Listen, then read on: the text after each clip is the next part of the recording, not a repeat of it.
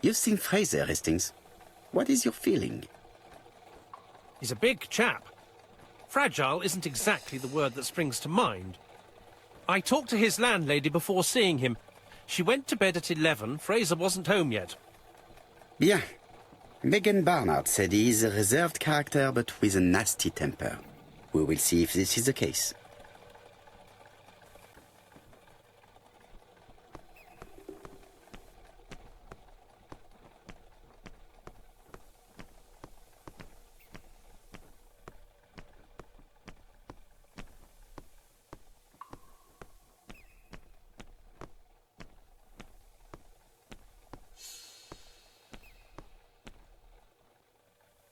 Could it be the same buildings as on the victim's photo?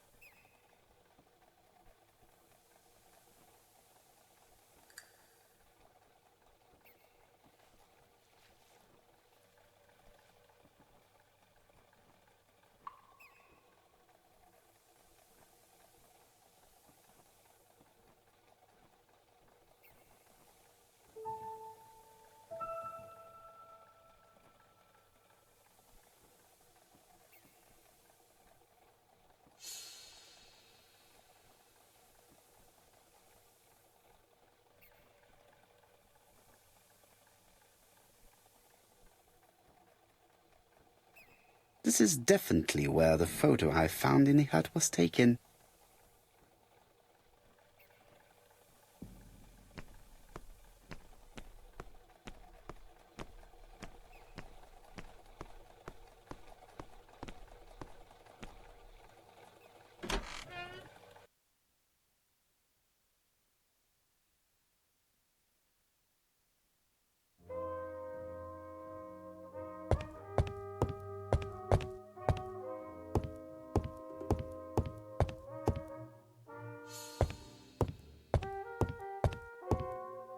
How do you do, Mr. Fraser? You Hercule Poirot? Mr. Hastings said you wanted to speak to me. Yes. I know that it may not be the right time, but I would like to ask you a few questions.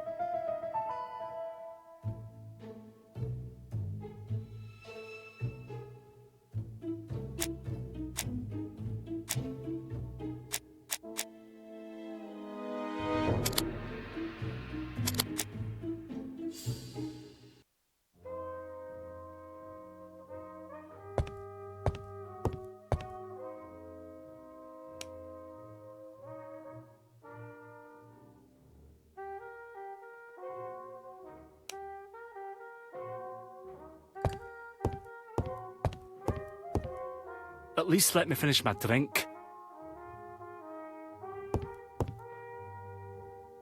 This man looks suspicious.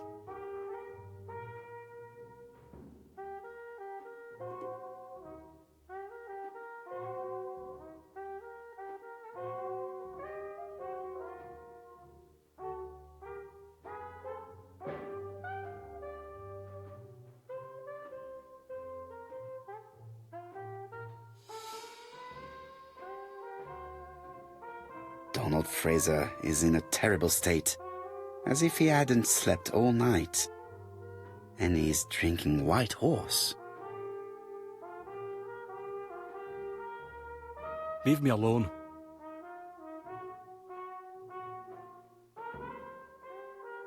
Tell me that it's a mistake, that Betty isn't dead. Sadly, your lady friend has been murdered, Mr. Fraser. Oh, Betty, if only you'd listened.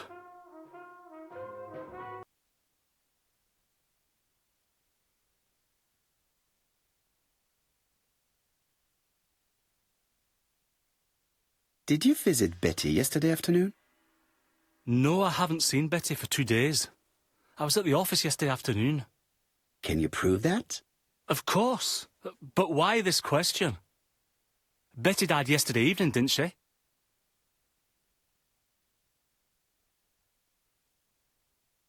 Yesterday, a guest came to the Ginger Cat alone and ordered a White Horse whiskey, and by the look of it, you also appear to be fond of this brand. Yes, it's a good whiskey and not cheap. I only drink it on special occasions. Or tragic ones. I understand. Do you know what Betty's plans were yesterday evening?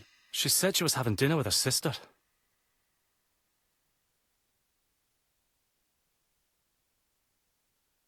Yet, Megan only returned to Bexhill this morning, Mr. Fraser. I didn't know. Right. May I ask you what you were doing yesterday evening? I spent the evening working. Your colleagues can confirm this? No, I often take work home with me.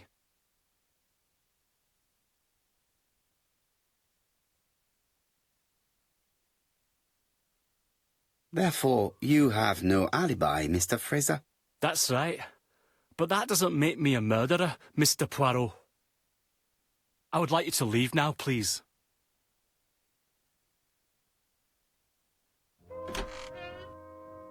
Ah, I knew I'd find you here, Poirot.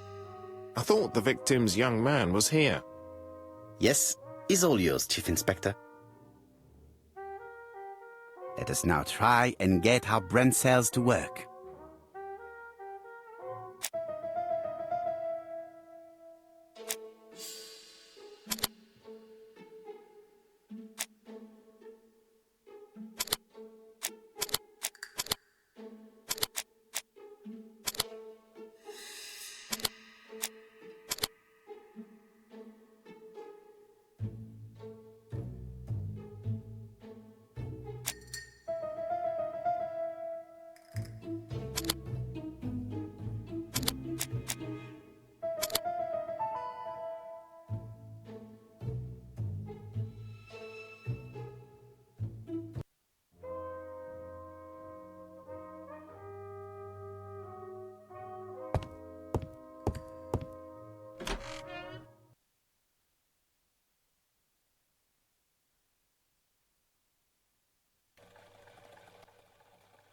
Fraser doesn't have an alibi and he's extremely jealous.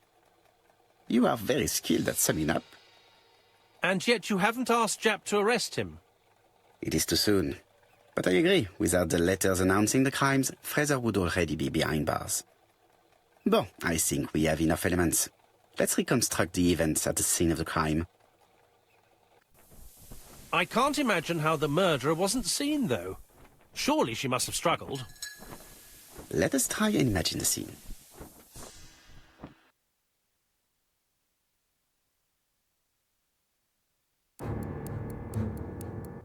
The killer and the victim are walking on the beach.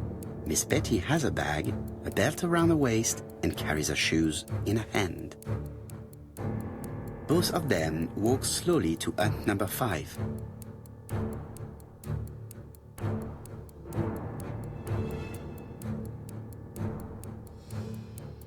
Both of them walk slowly to hut number 6.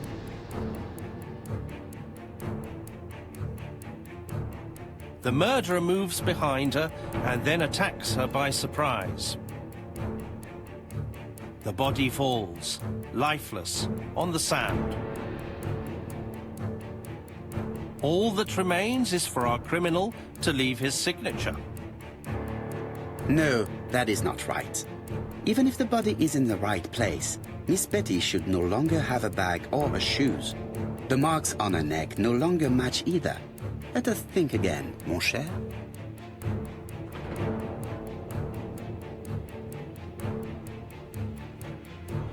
The killer and the victim are walking on the beach. Miss Betty has a bag, a belt around her waist, and carries her shoes in her hand. Both of them walk slowly to hut number 5.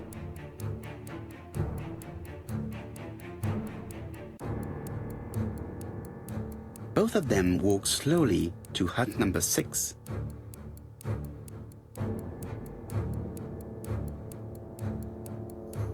Miss Betty enters the hut. She leaves without her belongings. Then she hides a code.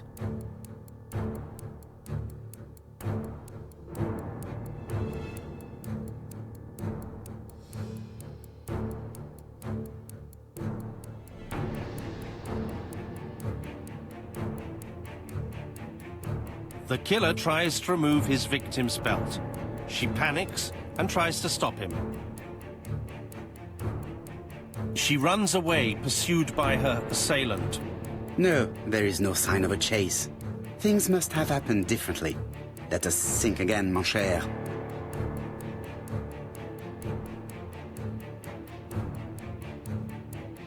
The killer and the victim are walking on the beach. Miss Betty has a bag, a belt around her waist, and carries her shoes in her hand. Both of them walk slowly to hut number 5.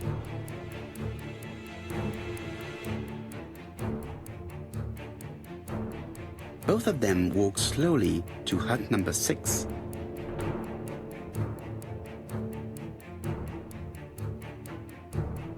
Miss Betty enters the hut. She leaves without her belongings. Then she hides a code.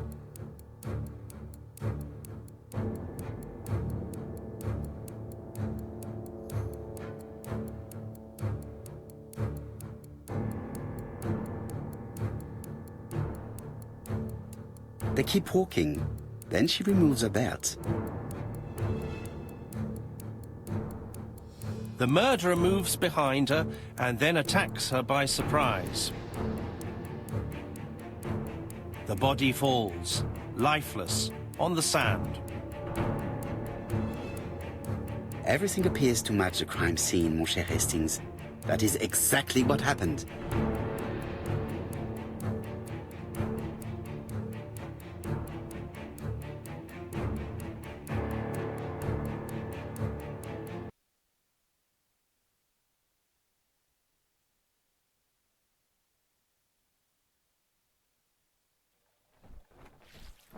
Without the ABC, we might have suspected Mr. Asher and Mr. Fraser.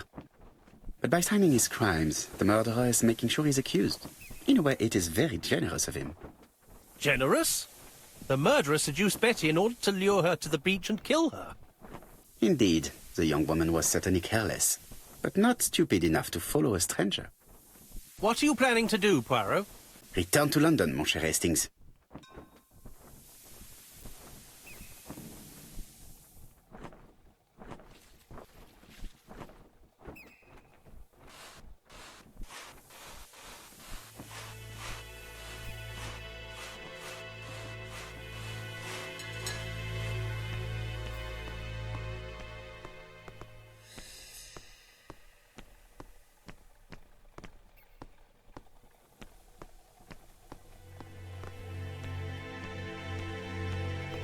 Right, back to London. There is nothing more for us to do here. I'm coming, Poirot. According to the guide, the next train departs shortly.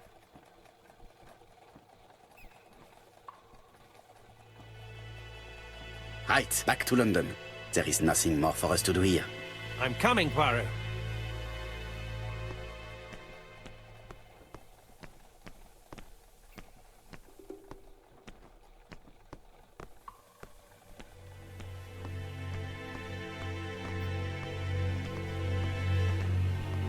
Right, back to London.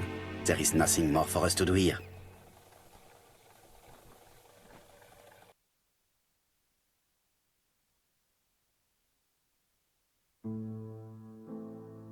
Jap has decided to reveal details to the press. The alphabet murder is now famous. It is not a bad idea. The more people who know, the greater our chances of finding out something of interest. Poirot, I have a bad feeling.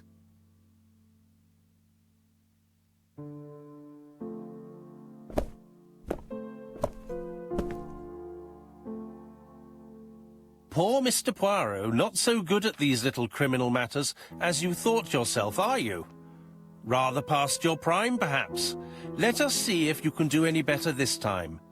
This time, it's an easy one. Churston on the 30th. Do try and do something about it. It's a bit dull having it all my own way, you know. Good hunting. Ever yours, ABC.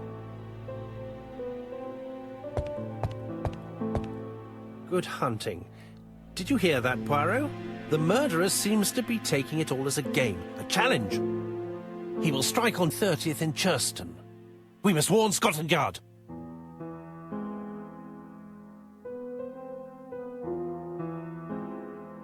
No time to lose. We must prepare our suitcases for Churston. Mon Dieu, it is already 10 o'clock. I will call Scotland Yard immediately.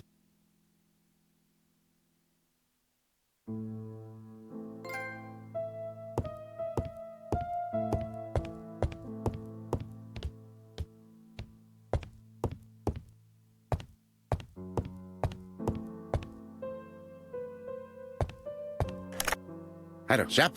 We received a new letter from ABC in the 10 o'clock post. Where and when? In Churston.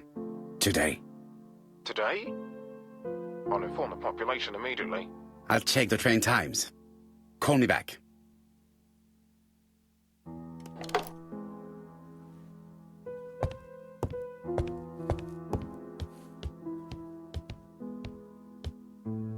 Hastings, what you are doing is an absolute disaster. That is no way to pack suitcases. Heavens, we must hurry. We have to get to Churston before the murder.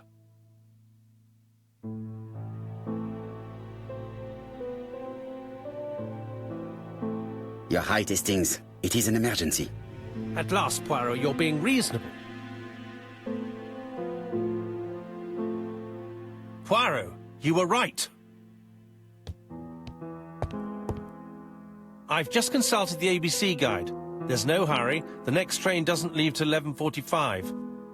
You see, there is no need to hurry. We will not be in Churston until tomorrow morning. After the murder. But why has the murderer warned us so late? It's not what he usually does. Did he do it on purpose? Very good question, Hastings. We should also compare the letter we have just received with the other two. Although I have very little doubt about what we will find.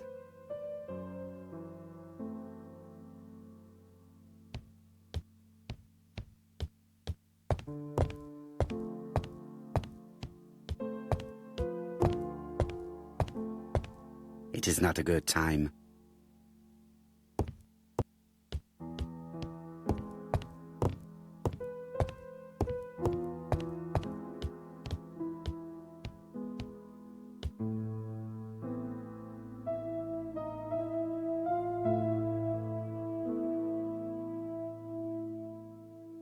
We've missed the 6:45 train, but we have plenty of time to catch the night train.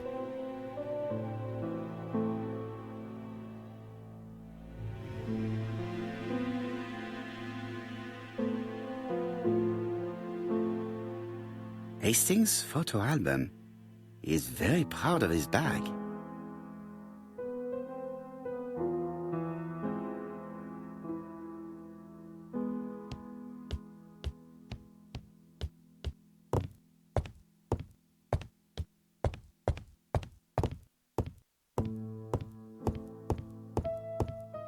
In his haste, Hastings tore the envelope.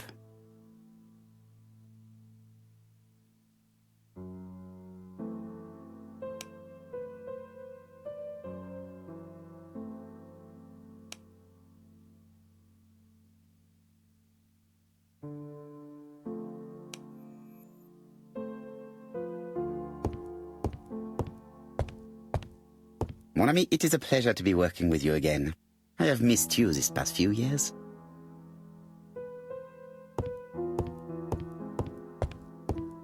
I lock my revolver in this drawer. I've not used it in a very long time.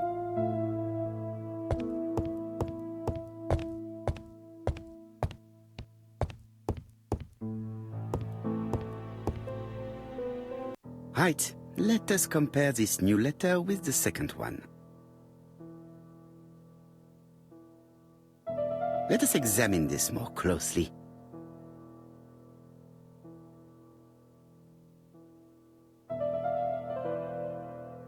Certain characters in the two letters may have similar defects.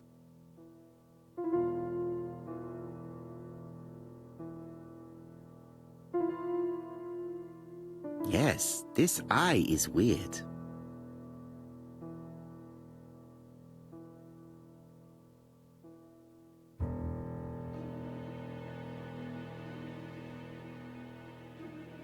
Let us examine the characters in this word.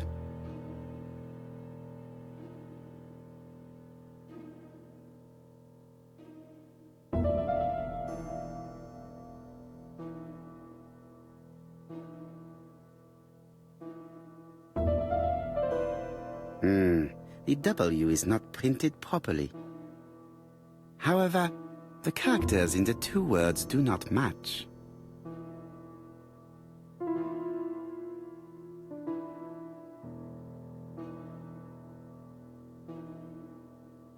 Let us examine the characters in this word.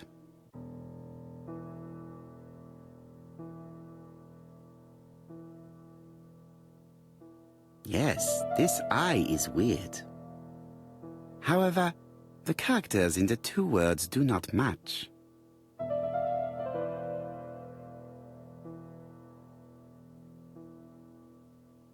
The W is not printed properly.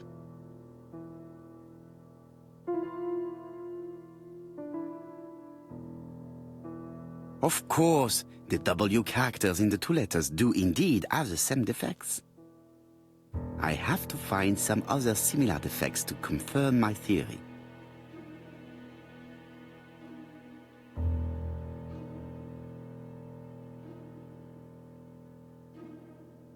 Let us examine the characters in this word. Nothing to report for these characters. Let us examine another word.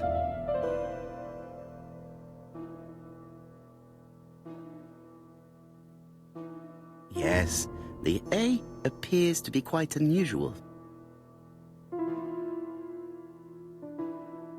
No, this character does not appear to have any defects. Let us examine another word. Let us examine the characters in this word. I don't see anything in particular. Let us look at another word. Let us examine the characters in this word. Yes, the A appears to be quite unusual.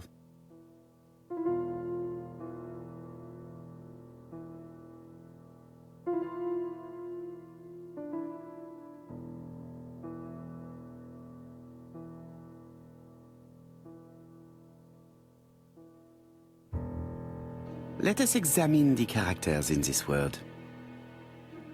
Yes, this I is weird.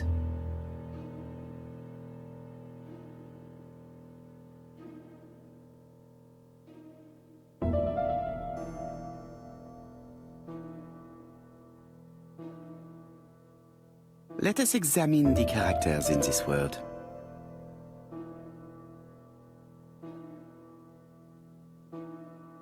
Let us examine the characters in this word. Let us examine the characters in this word. Let us examine the characters in this word. Let us examine the characters in this word. Let us examine the characters in this word. Yes, this I is weird.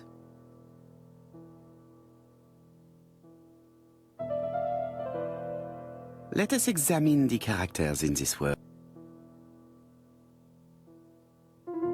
Right.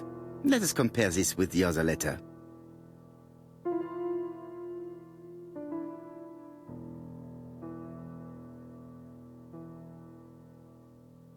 Let us examine the characters in this word. Let us examine the characters in this word.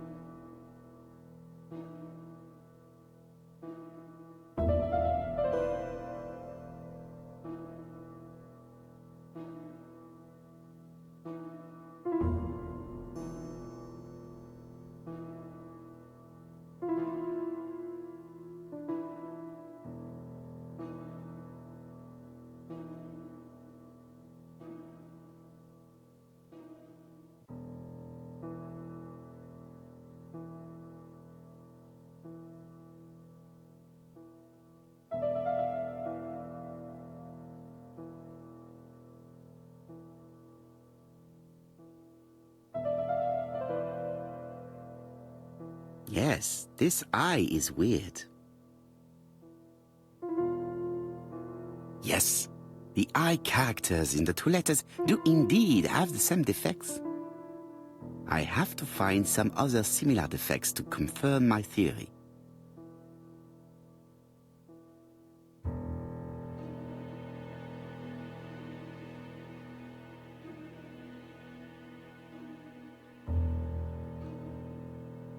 Let us examine the characters in this word.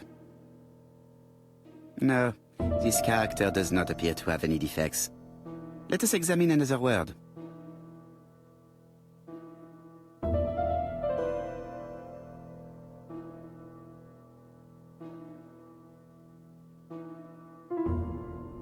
Let us examine the characters in this word. No, I already established that the letter I was crushed in the two letters. I have to find some other similar defects to confirm my theory. Let us examine the characters in this word. I don't see anything in particular. Let us look at another word.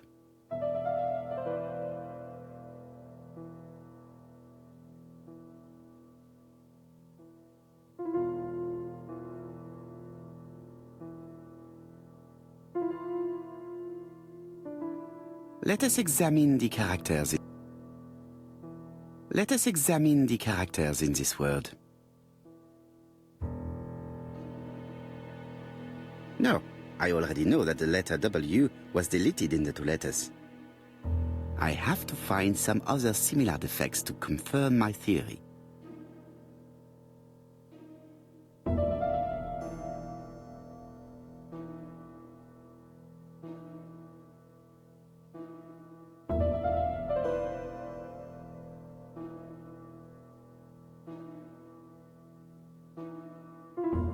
Let us examine the characters in this word. Nothing to report for these characters. Let us examine another word. Let us examine the characters in this word. Nothing to report for these characters. Let us examine another word. Let us examine the characters in this word.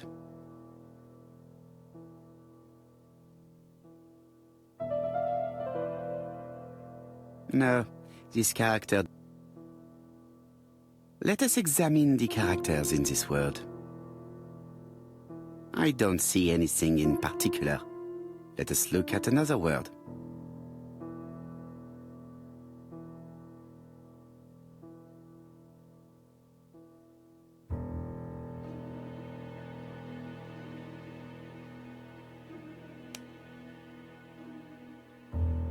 Poor Mr. Poirot.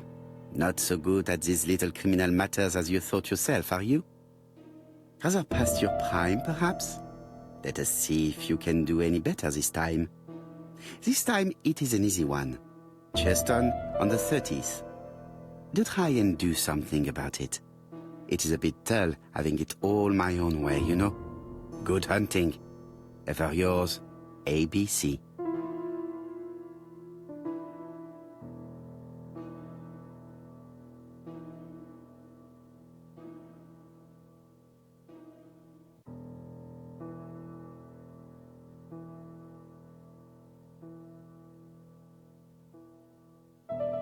Let us examine the characters.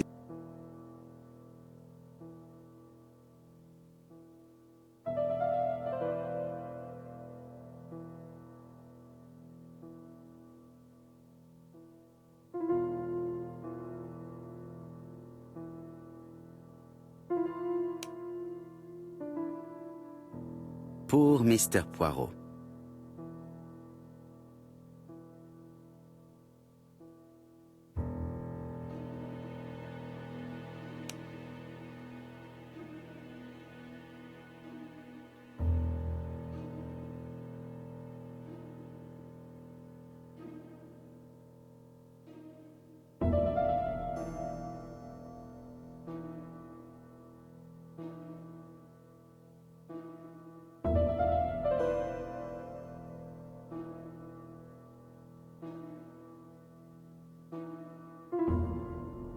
Yes, the A appears to be quite unusual.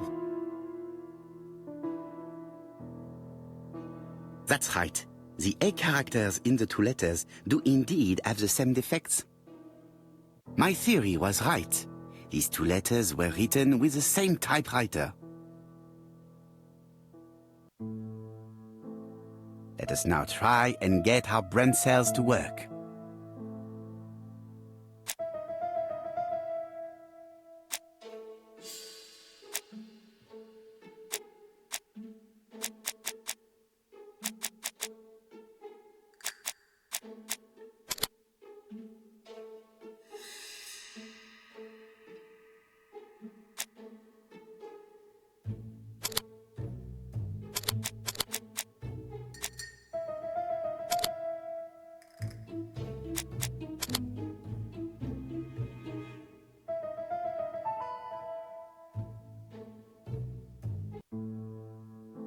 The letter should have arrived in time.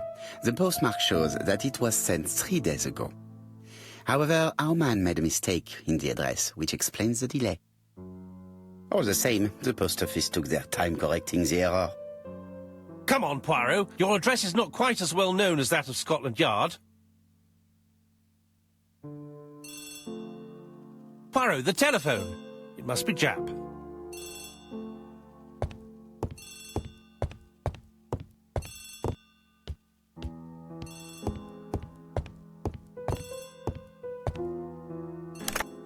I have some news from Churchton. Bad news, I'm afraid. Sir Carmichael Clark was murdered while out on his evening walk. Sir Carmichael Clark. The name is familiar to me. He was a famous throat specialist, one of the best in London. A wealthy man, he retired to Combside, a beautiful house by the sea. He collected antiques. Are you going there? Yes, let's meet on the train.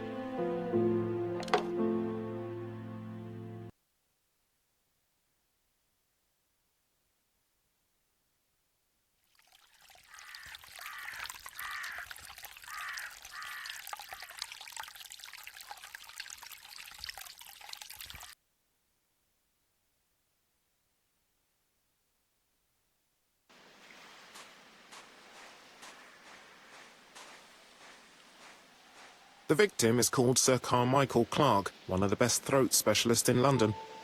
The body was still warm when we found it. If we'd been warned earlier, we definitely could have saved him. It appears that the murderer made a mistake when he wrote his letter. A mistake? Lucky for him. And what if he did it on purpose? No. He's defined his madcap rules and he's sticking to them. It's a matter of pride for him. Shall we go up to the house, Poirot?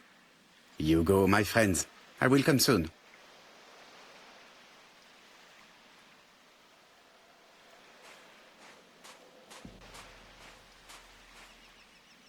Jap has emptied the victim's pockets and has laid out their contents on this piece of wax cloth.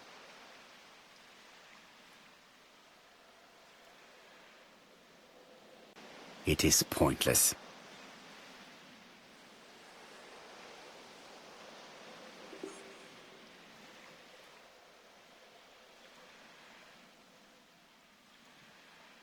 An oriental dragon. It's an old piece, much older than the pocket watch on which it was fastened.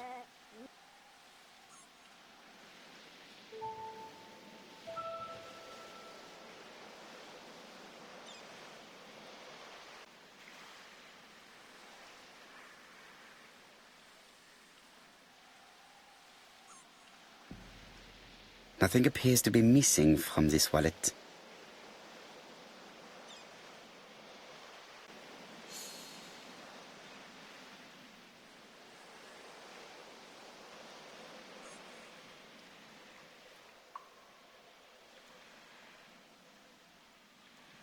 A signet ring, very probably with the Clark family's coat of arms.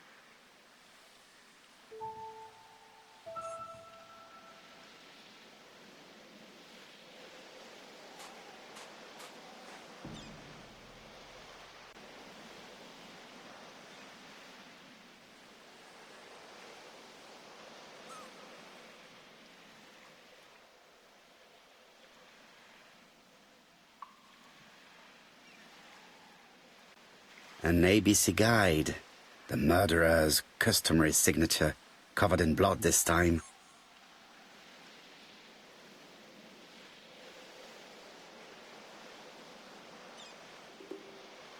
Apart from the wound to the throat, the body is untouched. No cuts, no bruises.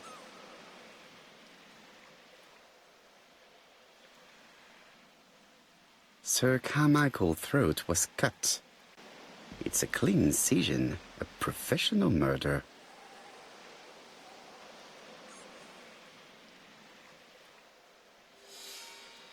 The gravel on the path has been sprayed with blood that covers a conical-shaped area, which starts at the body and becomes wider as it moves further from the bush.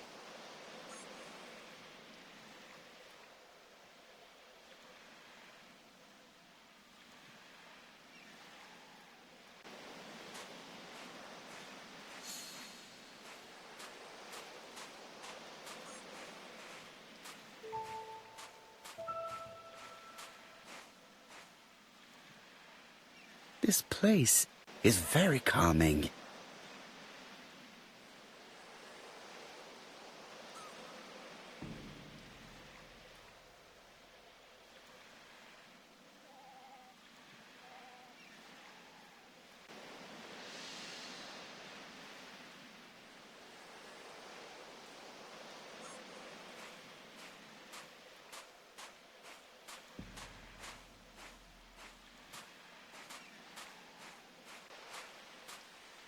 I'm not going to leave now. I still have some clues to find.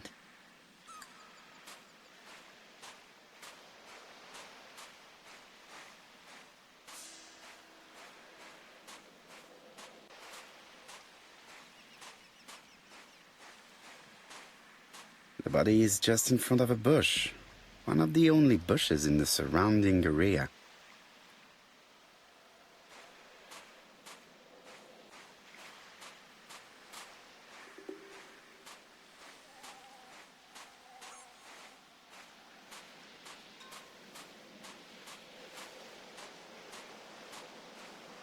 The vegetation behind the bush has been trampled. Let us now try and get our brain cells to work.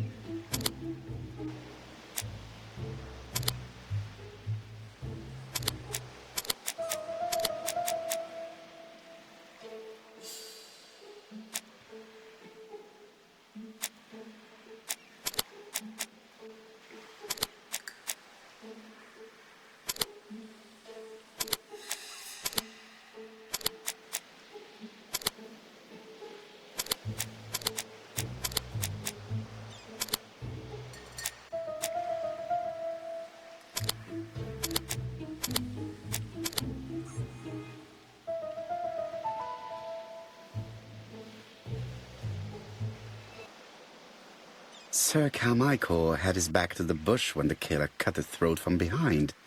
A fatal blow that sprayed blood over a range of more than 1 meter. Let us now try and get our brain cells to work.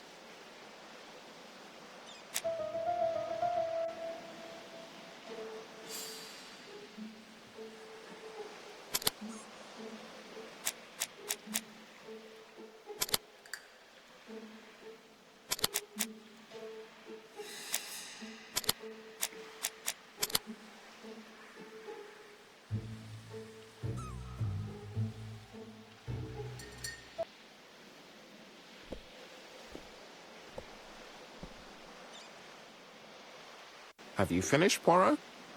Chief Inspector, many questions remain unanswered, but I am certain of one thing.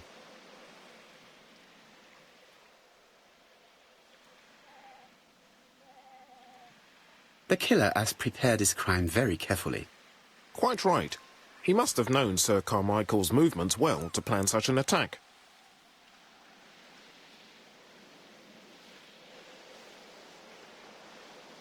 The murderer struck with terrible savagery. Yes, blood flowed. It's the first time he's attacked a man. He armed himself accordingly. Have you spoken to the victim's family, Chief Inspector? I've spoken to the brother, Franklin Clark. I didn't get much out of him. He's yours. I must get the body removed.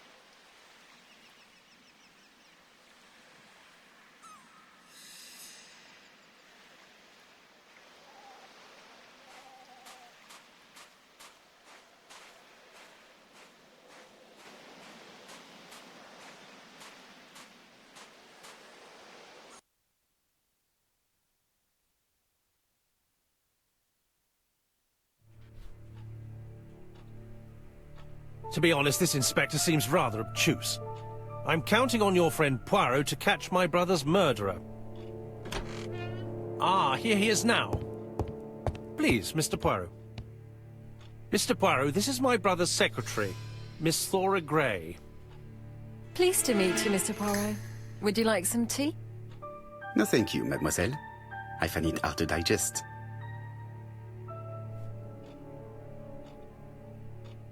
It is now the right time.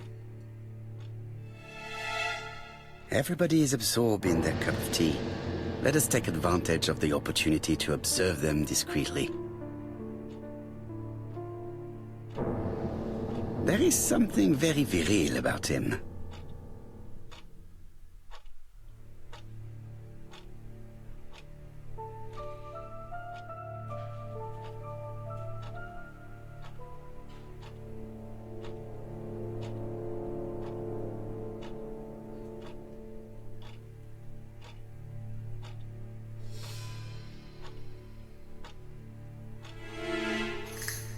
Franklin Clark is an adventurer, the sort of man that women like.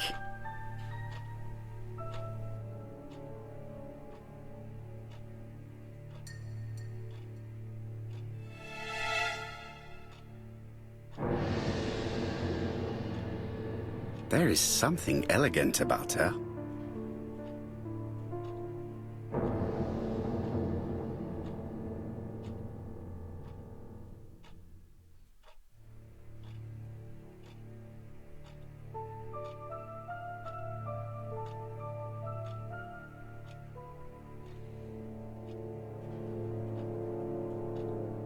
She has good taste, except perhaps in her choice of jewelry. Please excuse me, I have to take care of Lady Clark.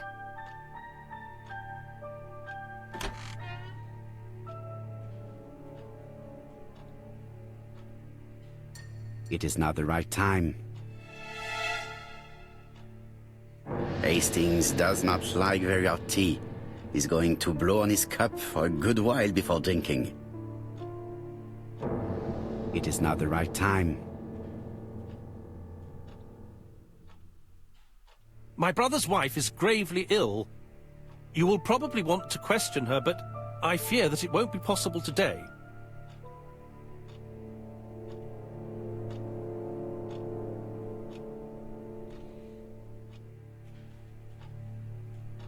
I insist, Mr. Clark. Please allow me to remind you that this is a murder inquiry. Unfortunately, she is much too ill. She doesn't even know her husband is dead. I'm very sorry, but I'm afraid it's out of the question. Of course, I understand. Someone set a trap for your brother. Who was familiar with his habits? Everybody knew he took his evening walk at 8:30, and that he always followed the same path.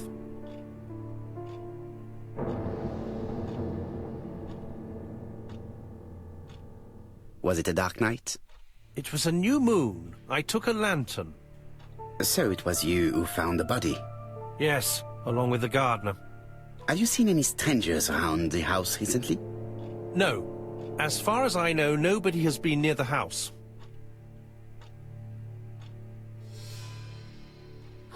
Miss Clark. Oh, Lady Clark must have fallen from her chair. I have to help Miss Grey get her up.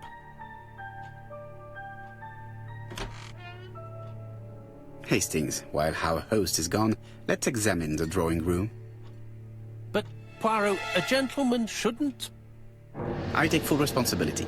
All you have to do is to leave the drawing room door ajar and let me know if anyone is coming.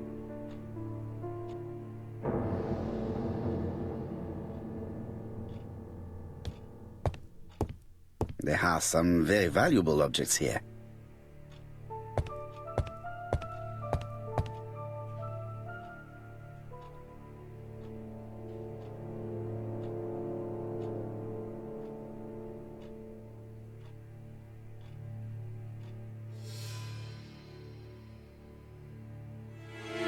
Compass, point to the south.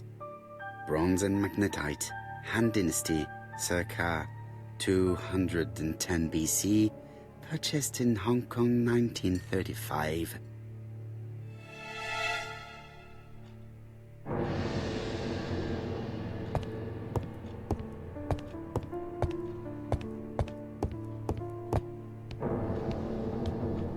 Sir Carmichael's collection could rival that of a major museum.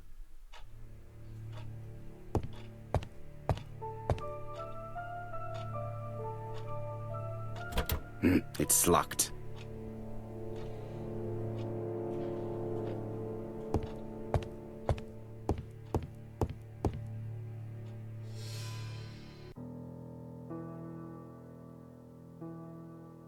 The cardinal points. This book could maybe help me. Each cardinal point is associated with one animal and one color. In the middle sits the imperial dragon, and out of respect, all the others are turned towards him.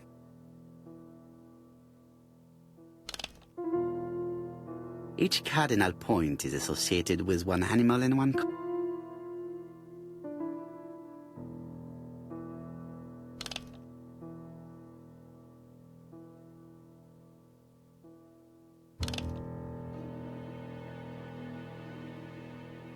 Turtle, the dragon, the crane, and the tiger. I think I've already seen this motif somewhere.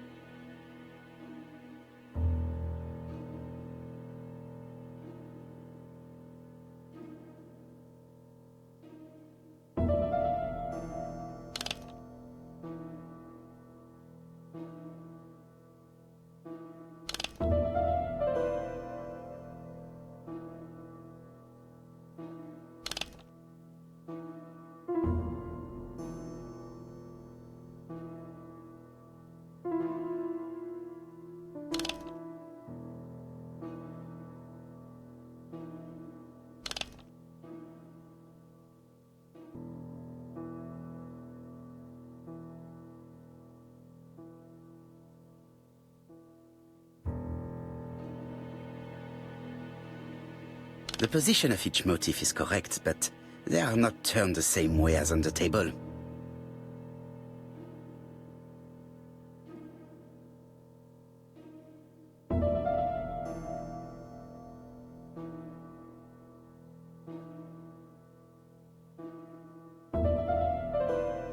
The position of each motif is correct, but they are not turned the same way as on the table.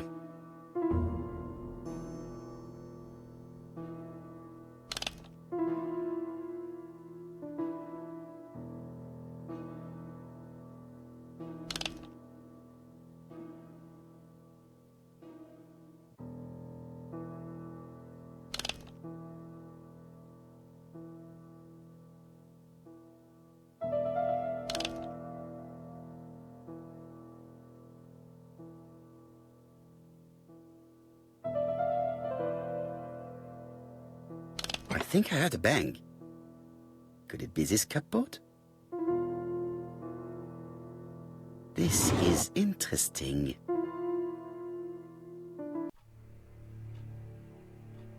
These daggers are only ceremonial weapons. I do not think that the crime weapon is here.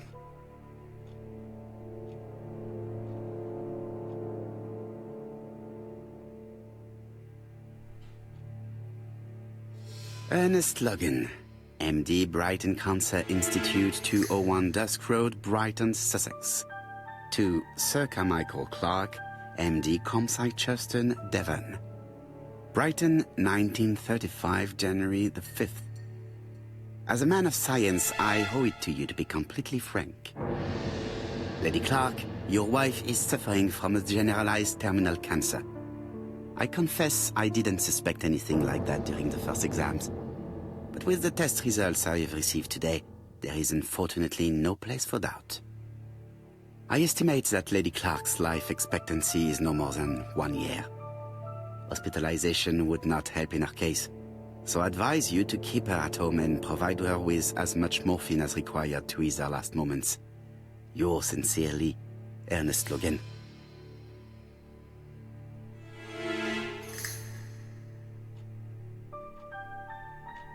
Here's Miss Grey. Sorry to keep you waiting. Lady Clark's condition requires regular care. I believe you want to ask me a few questions. Indeed, mademoiselle. This porcelain is remarkable. Is it old? It's about 3 centuries old, I believe. Wait, let me find the reference.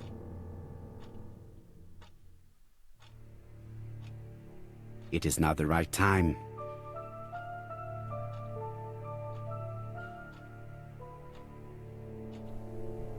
She appears to be very flustered.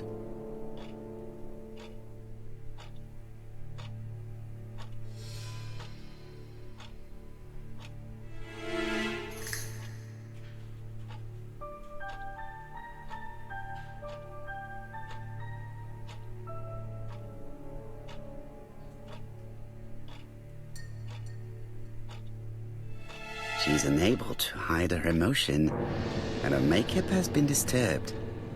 I think that this young woman has just been kissed.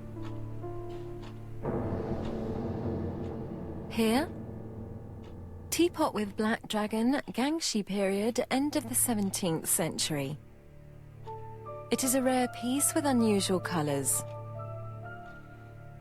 You have a good knowledge of art history. Acquired while working with Sir Carmichael. I used to help him manage his collection and choose his new acquisitions.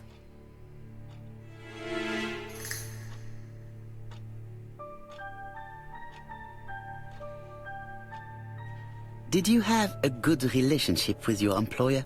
He treated me well, and I am sorry for his death. Have you seen any strangers hanging around in the past few days? No. Nobody has been near Comside.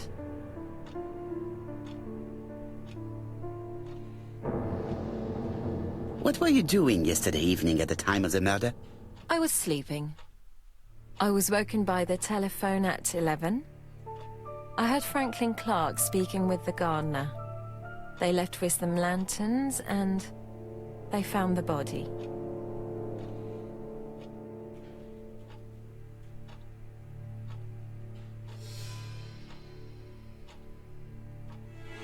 do you hate Franklin Clark? But why would I hate him?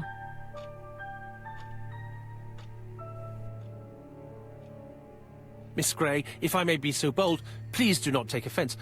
My friend has rather unusual methods, but all he wants is to find the murderer. Yes, I understand. I must rest. Please excuse me. Earlier, you asked me to watch the living room door for you. I don't wish to be indiscreet, but sometimes a gentleman stumbles upon a secret without intending to. That is sometimes the case. And I saw Franklin Clark kissing Miss Grey at the foot of the stairs. Do you think this is a common occurrence? No, I saw emotion, intensity. I think it was their first kiss. Well done, mon ami. Well spotted. However, I don't think I completely understand this business. Why did Sir Carmichael not defend himself? He appeared to have been active and strong. The murderer did not give him a chance. Let us try and reconstruct the scene.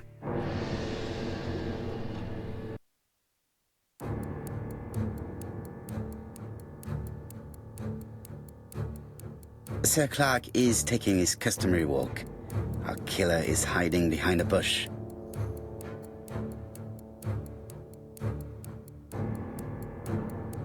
The old man walks quietly along the gravel path.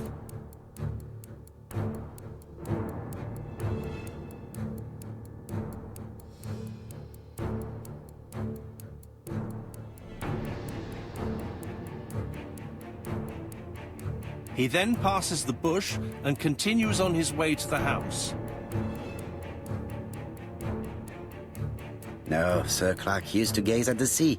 Let us think again.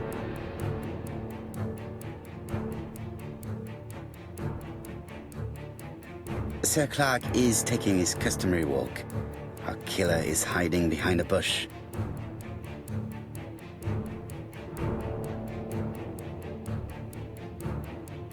The old man walks quietly along the gravel path.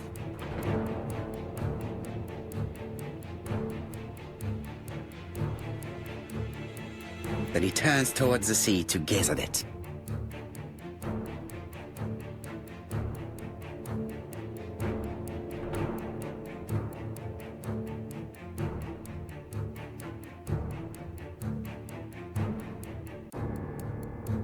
The killer leaves his hiding place on the left-hand side.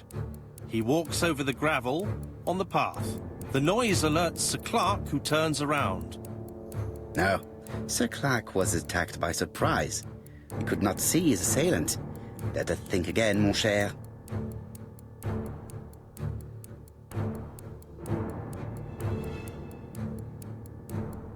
Sir Clark is taking his customary walk.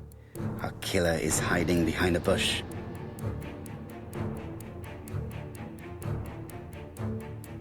The old man walks quietly along the gravel path.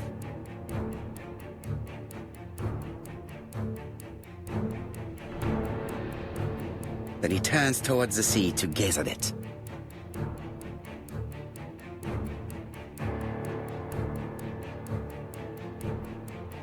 The killer leaves his hiding place on the right-hand side. He approaches silently over the grass.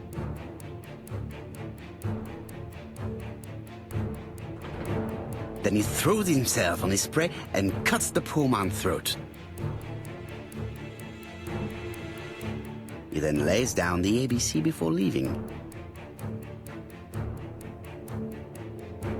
Everything appears to match the crime scene, mon cher Hastings. That is exactly what happened.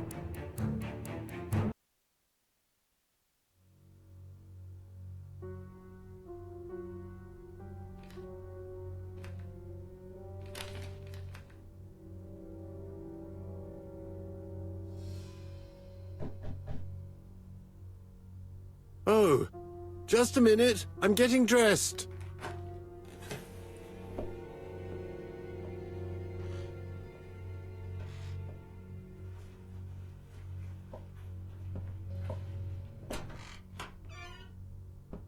Mr. Kirst, have you recently returned from Churston? Yes, indeed I have. Have you seen the papers? And to think that you might have rubbed shoulders with the killer. Imagine that. Mr. Cust, are you all right? You don't seem well. My apologies. My throat is burning and my head feels heavy. It's ever since the war, you know. Since my injury, my head has never been the same.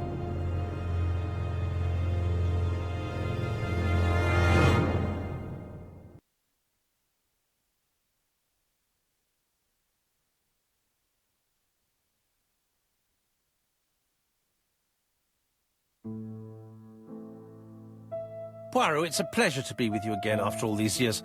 I looked for a gift to thank you, and I found this propelling pencil. An authentic collector's item. You spoil me, mon ami. And you more so by sharing investigations. Do not underestimate the help you are to me, Hastings. Intellect is not everything. There is also goodwill, and you are not short of that. Later, I will ask you to help me tidy up the room and bring some chairs. Our guest will be here soon. Ah, is Thora Grey coming? Naturally. She is a fascinating young woman, n'est-ce pas? Oh, come on, Poirot. I'm a married man. And Miss Grey has already been courted by Franklin Clark. Poirot, our guests will be here soon. We must prepare ourselves.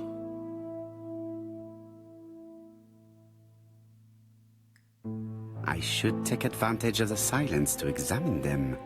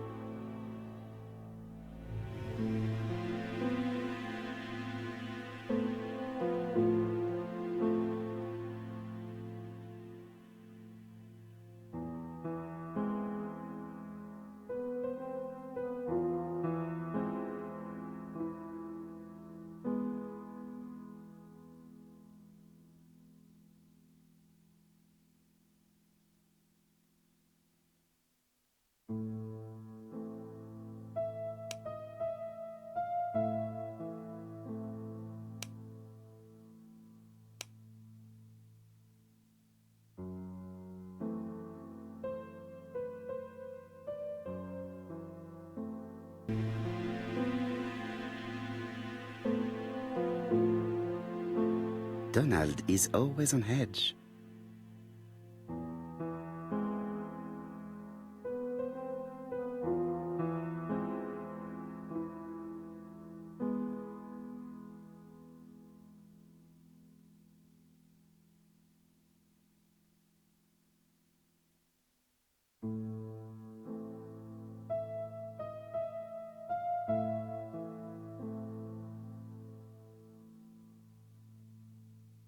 She appears to have taken more care with her appearance than the last time.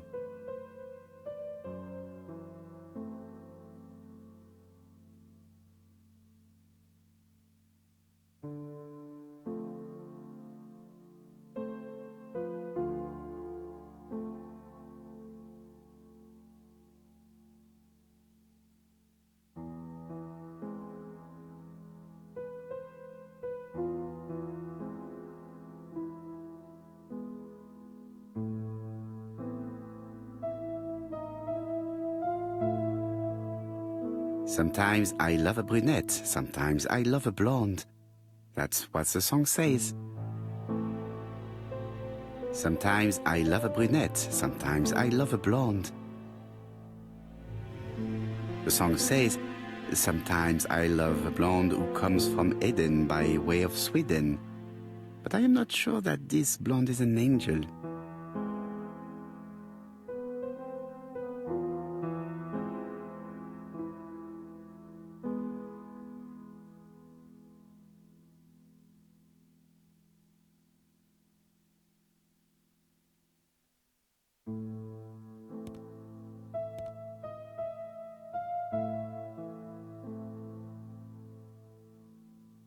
I should take advantage of the silence to examine them.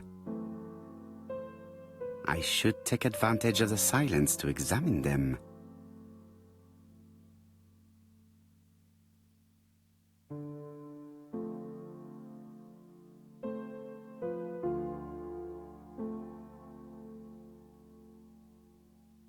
Franklin Clark always seems at ease, regardless of where he is.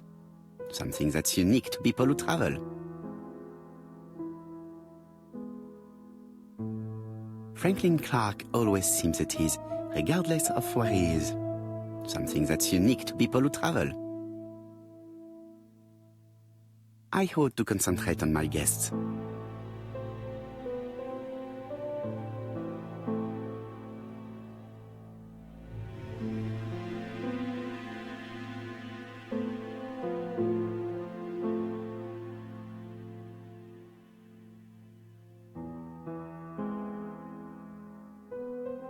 Donald is always on edge.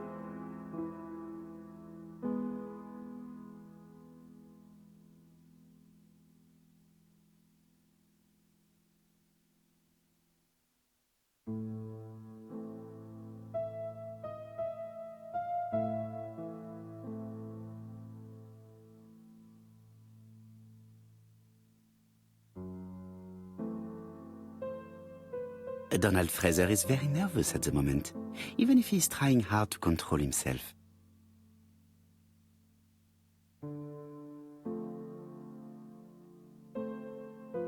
She appears to have taken more care with her appearance than the last time.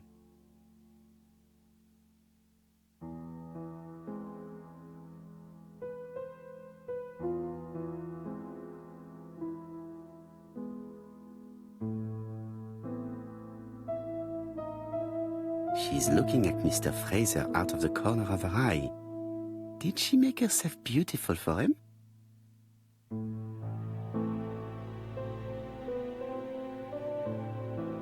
I wish to thank you all for coming. I wanted to bring everyone close to the victims here in order to unmask the murderer. Get to the point, Mr. Poirot. What do you want from us?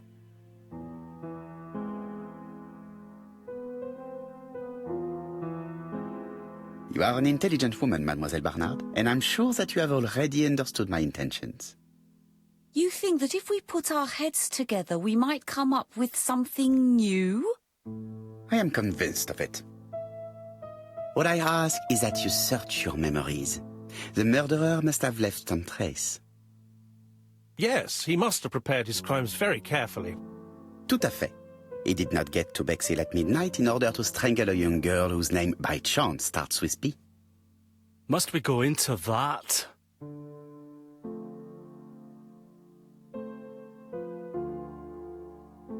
No, of course. Not if it makes you uncomfortable. Come on, Mr. Poirot. I imagine we all feel terribly uncomfortable about these murders. It's true. We've to catch the killer, not be spared the gory details. Mr. Fraser, please get a grip on yourself. Well, I want to help you, but I don't remember anything else. Nothing I haven't already said. And you, Mademoiselle Barnard? Did your sister say if she was seeing another man? She never would have told me.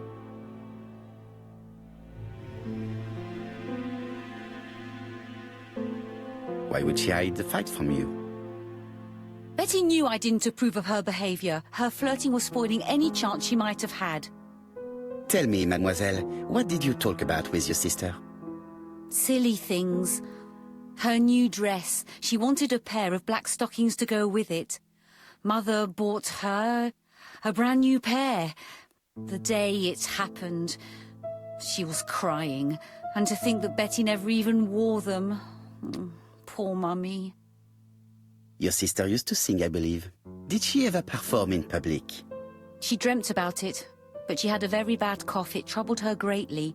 She had to cancel auditions and miss lots of opportunities. A pity. Yes, she sang well, but that doesn't tell us much about the murderer.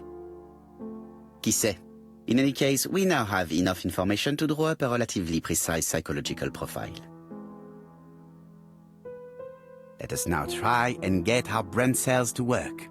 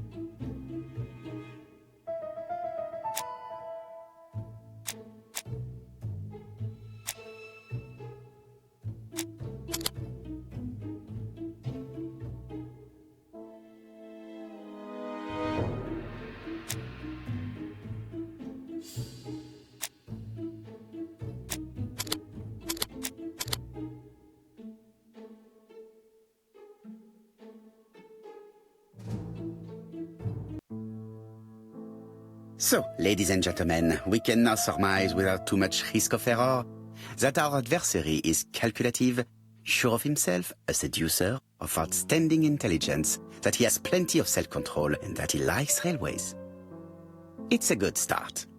Other meetings may be necessary. I hope that you will be able to come back again. Well, it's just that...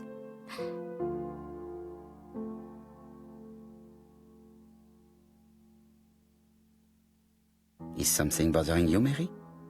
Well, Mr. Poirot, you see, I don't know if I can come to London just like that. It's normal that people helping with this inquiry should be reimbursed. Starting with you, Miss Drower. Please allow me to pay for your train tickets.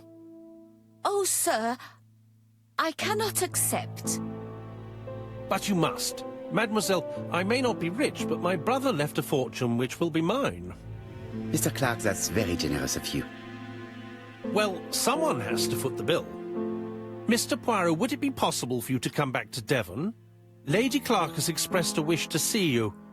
We'll adjust her medicine so she'll not be too drowsy. But of course, I shall come the day after tomorrow if it is convenient. Thank you all for coming. We will meet again soon. The meeting was most fruitful. Really? Hastings, I believe now we have everything we need to find a common point between the victims. Now it is time for us to use our grey matter. Let us now try and get our brain cells to work.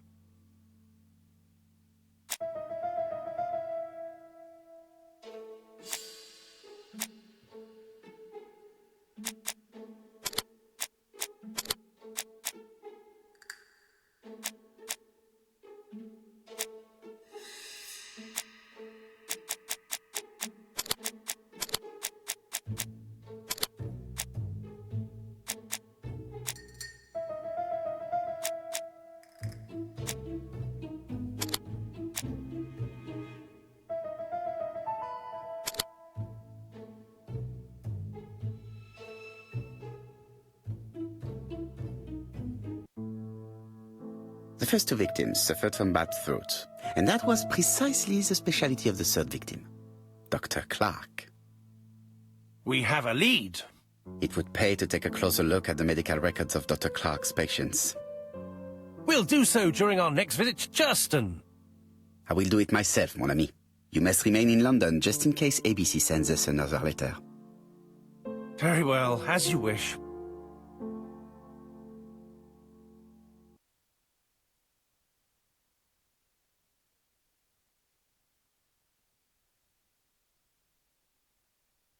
Thank you for coming, Mr. Poirot. Lady Clark is waiting for you in her bedroom on the first floor.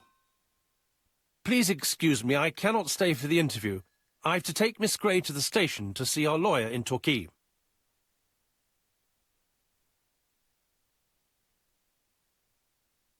Are you going on holiday, mademoiselle? Not exactly, Mr. Poirot. Miss Gray very kindly stayed with me to settle my brother's affairs, but naturally she prefers to find a position in London. Ah, très bien. I'll be absent all morning, Mr. Poirot, but the nurse is coming soon.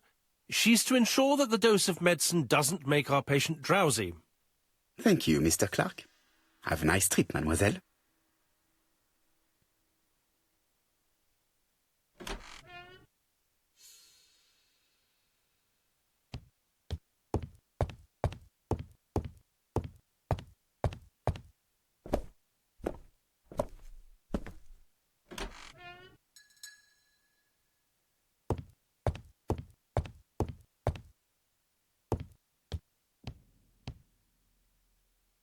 This poor woman is very ill.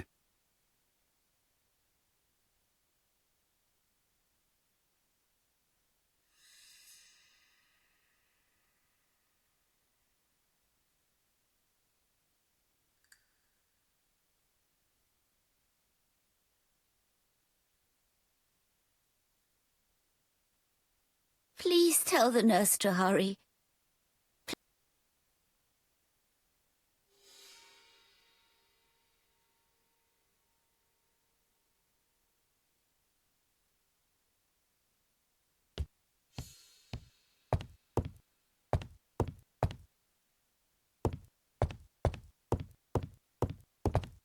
It would be rude to make Lady Clark wait any longer.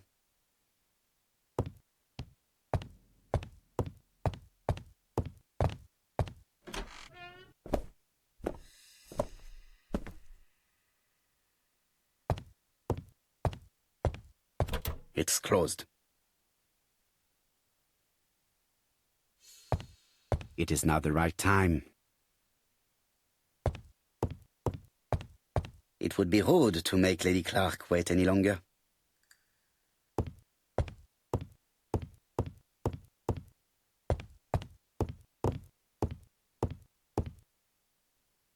I am not going to leave campsite now. I still have some things to do. It would be rude to make Lady Clark wait any longer.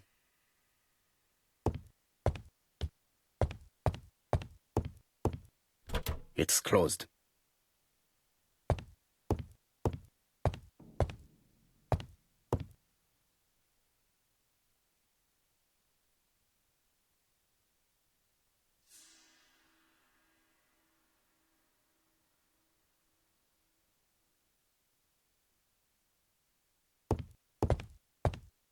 It is not the right time.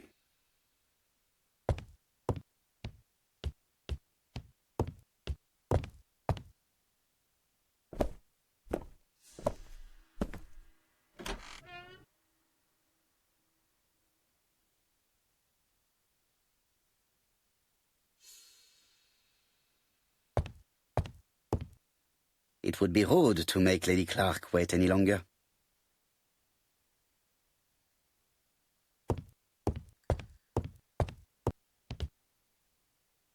Mr. Poirot? My respects, madame. Thank you for coming. Thank you. Have you seen the nurse? She should have been here by now. Oh, I'm sorry. The telephone in the hall is ringing.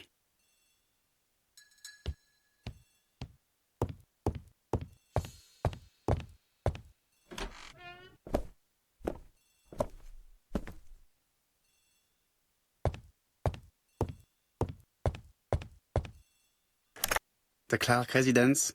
Detective Hercule Poirot speaking. How do you do, Mr. Poirot? I'm Lady Clark's nurse. I wanted to let you know that I won't be able to come for her injection today. Might Miss Grey be able to do it? She has just left, but I will take care of it. Thank you. That's very kind of you.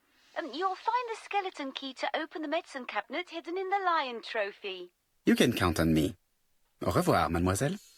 Oh, thank you kindly. Goodbye, Mr. Poirot.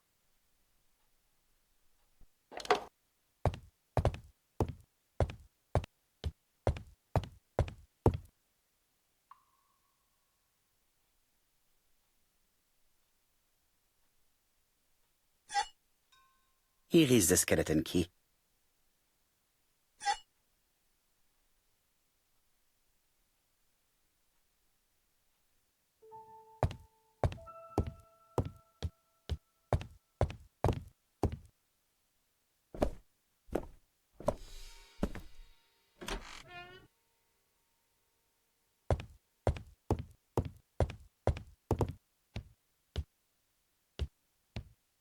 Please tell the nurse to hurry.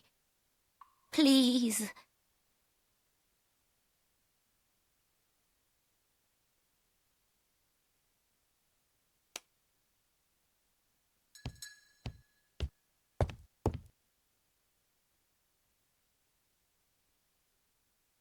It's closed.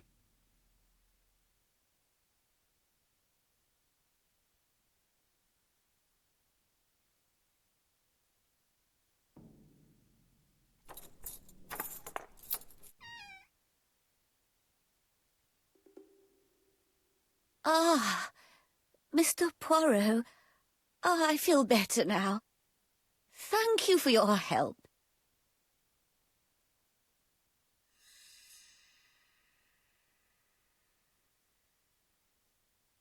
Madame, you are tired, so I will get straight to the point. What can you tell me about this business? What business, Mr. Poirot? No doubt. You wish to talk to me about what happened to your husband? Ah, yes. Oh, poor Carmichael.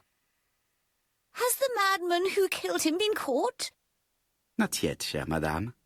There was a great many people in Cheston on the day of the murder. Indeed. People go straight to the beach. They don't come near Coomside. So, there were no strangers around the house that day? Who said that? The people who live here. Your brother-in-law, Miss Grey. Miss Grey? Oh, I don't like her. Franklin wanted her to stay, but I insisted she should go, immediately. You are entitled to do so, naturally.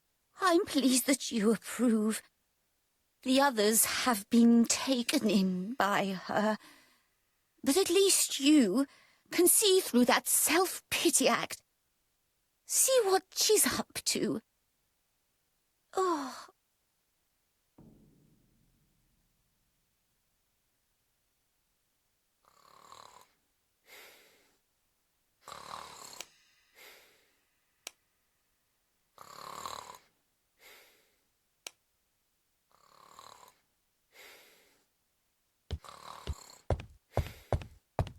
She's sleeping. I must find a way to wake her up gently.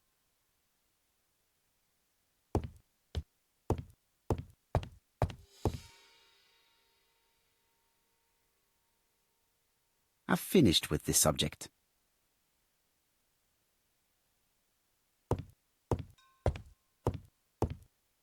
This subject will probably be useful to me.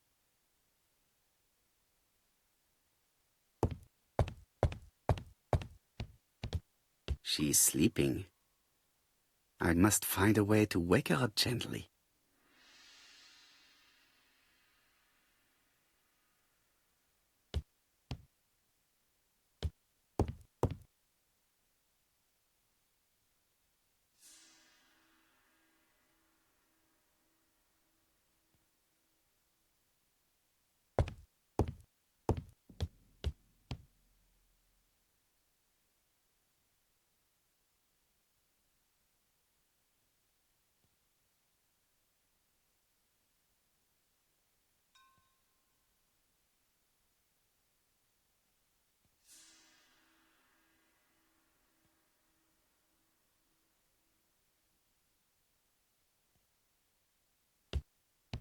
She's sleeping.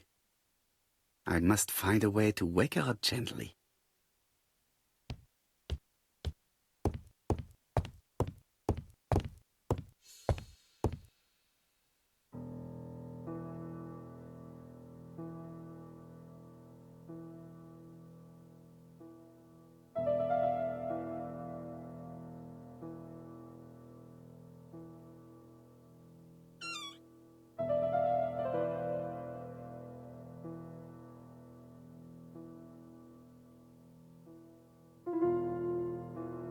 This is where the combs go.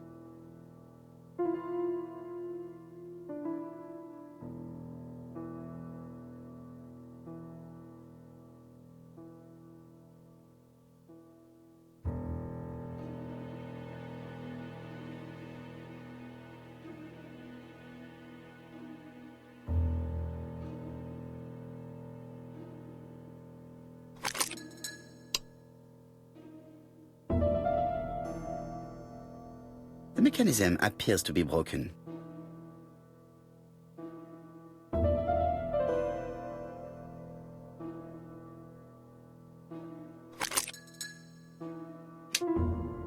I hope that Hastings will not be cross with me. This part appears to be working.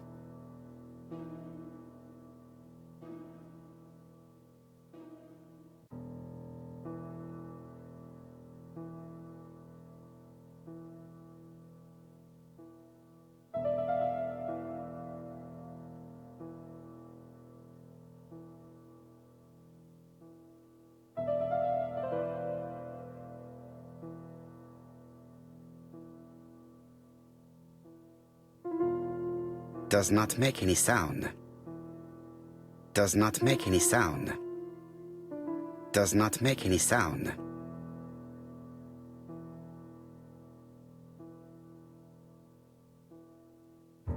Does not make any sound.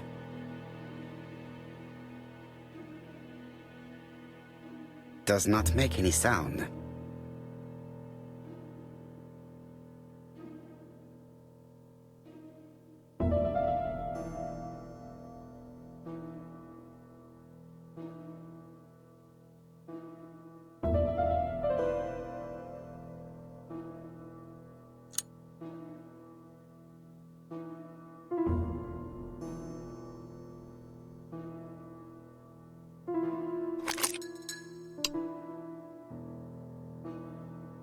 This part appears to be working.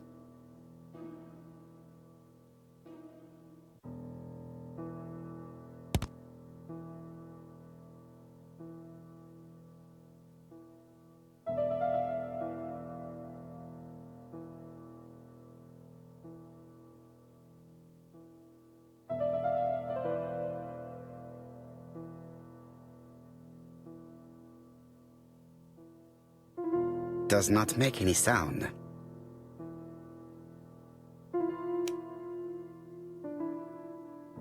This skeleton key would be very useful for opening the locks I have not yet been able to open.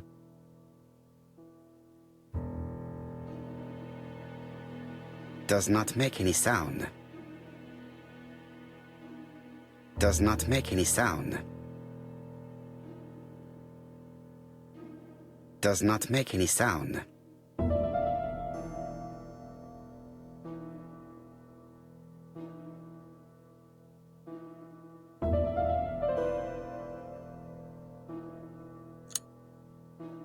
This is where the combs go.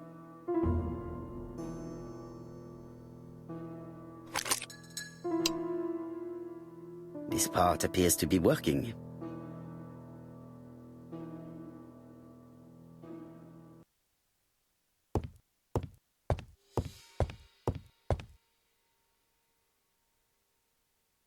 This object would probably be useful to me.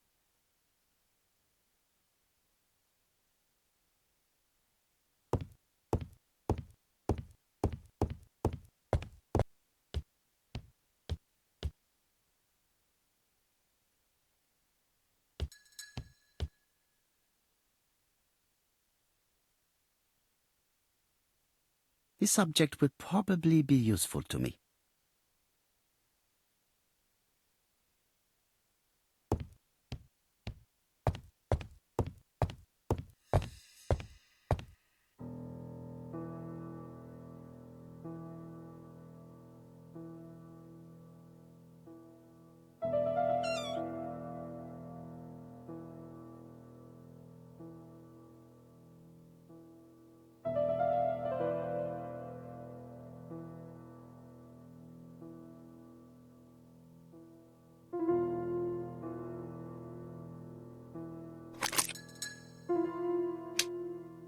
I hope that Hastings will not be cross with me.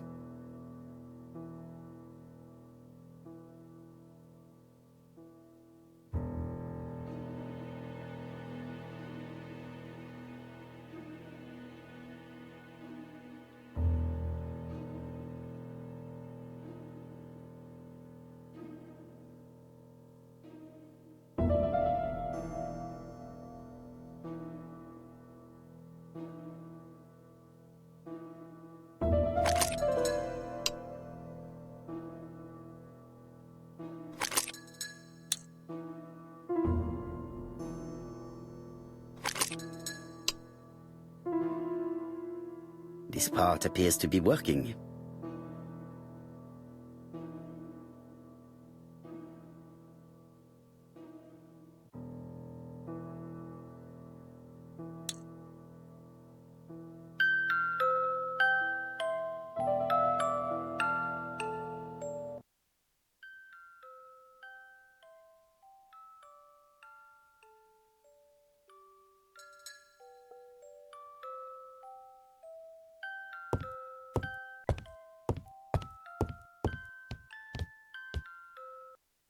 Oh, what are we talking about? Ah, yes, Thora Grey.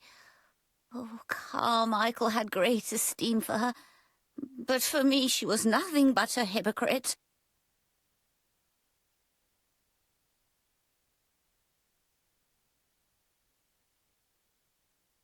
Miss Grey was a hard worker, though. Thank goodness. Fortunately, she was good at her job. I don't see why you all think you should have to defend that girl.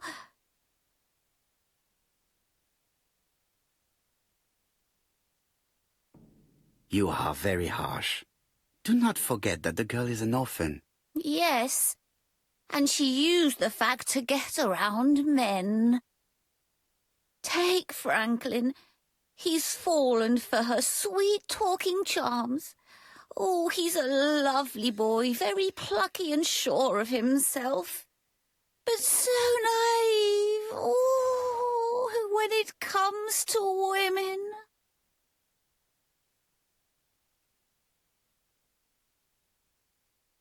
Miss Grey did look after you very well, though. Outwardly. But she's hiding something. I think she tried to poison me. Miss Grey? A poisoner? But everybody appears to like her. It proves she knows what she's doing. She's manipulative and she's a liar. A liar? Let's see, didn't she say that on the day of the crime nobody was around Coomside? That is correct. Well, at 11 o'clock I saw her talking to someone. Really? And what was this man like? An ordinary sort of man with a very plain face. Oh, I don't remember well. Was he a gentleman? No, he was not a gentleman. It would be best to leave her to sleep now. The telephone in the hall is ringing.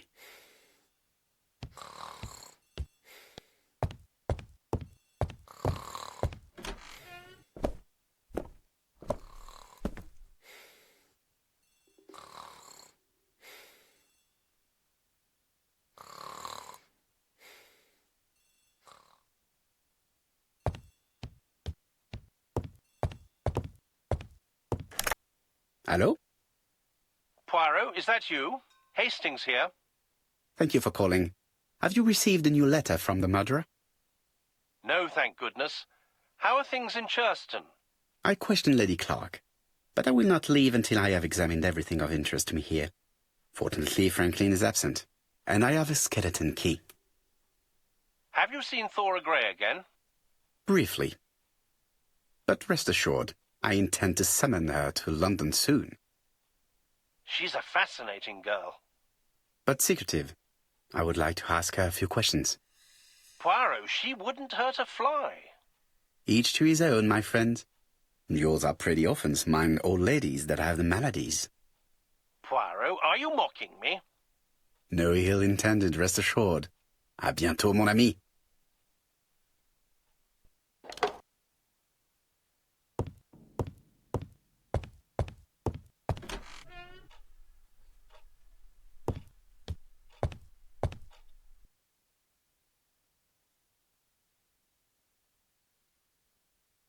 Comside's private collection, purchases since 1920.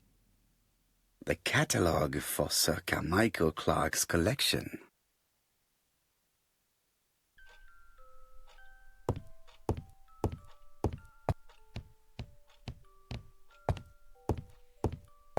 Order and method above all. Let us finish examining the mansion while no one is around. I see some papers that were not there the first time I visited.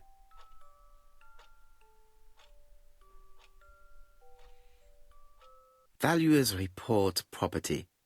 Building land located in Comside, Churston client, Sir Carmichael Clark, April 15, 1935, Court and Brunskill office.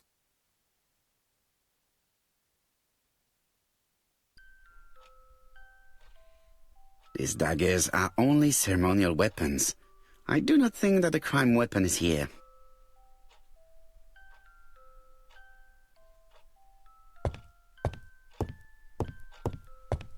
The door is locked.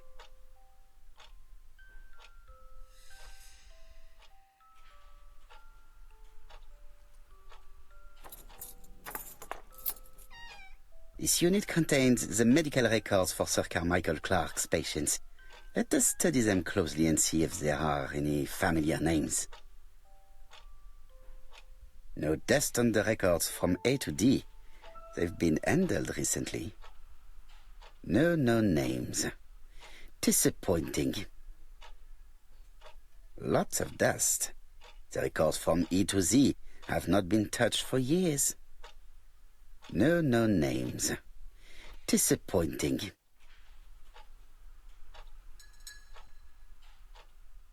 Sir Carmichael's collection could rival that of a major museum.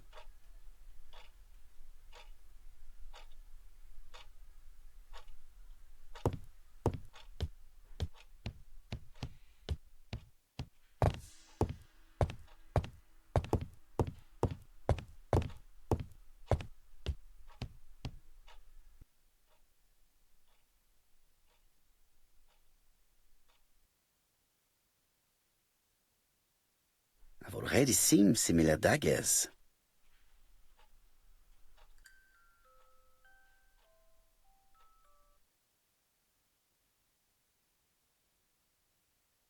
Attention, Franklin. Task list. A. Ordering Lady Clark remedies. Done. B. Tidying up real estate property files. Done. C. Calling the lawyer about inventory. Done. D. Update the tenant-farmer list. Done. E. Update land rent accounting. Done. F. Ordering a restock of arsenic. Done. P.S. I have left on the living room table some of my things I don't want to keep. The locket and the dagger. I am sure you know why. Thora.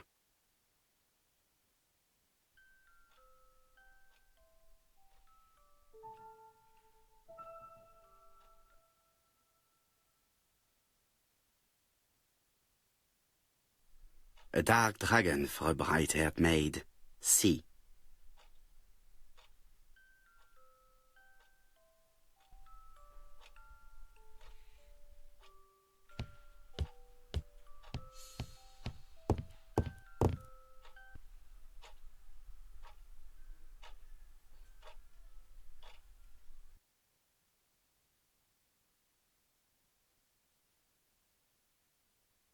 Compass, point to the south. Bronze and magnetite, Han Dynasty, circa 210 BC, purchased in Hong Kong 1935.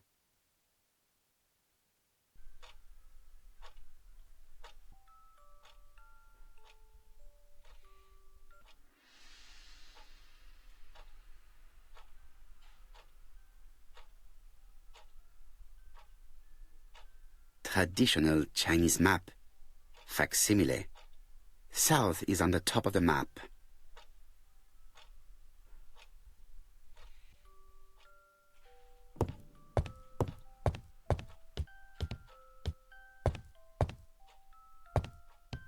Order and method above all.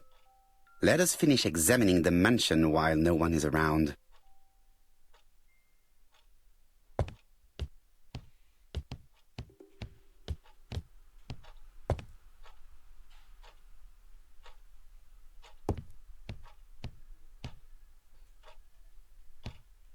Sir Carmichael's collection could rival that of a major museum.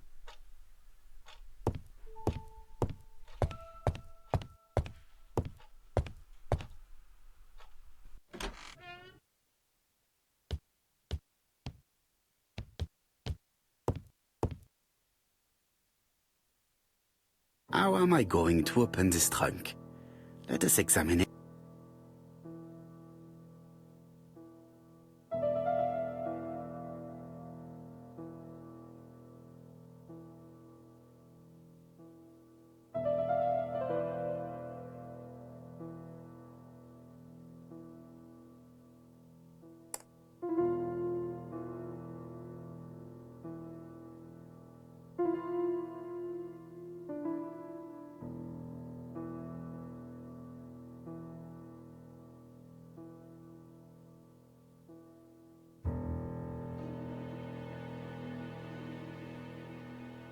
That does not appear to be very useful.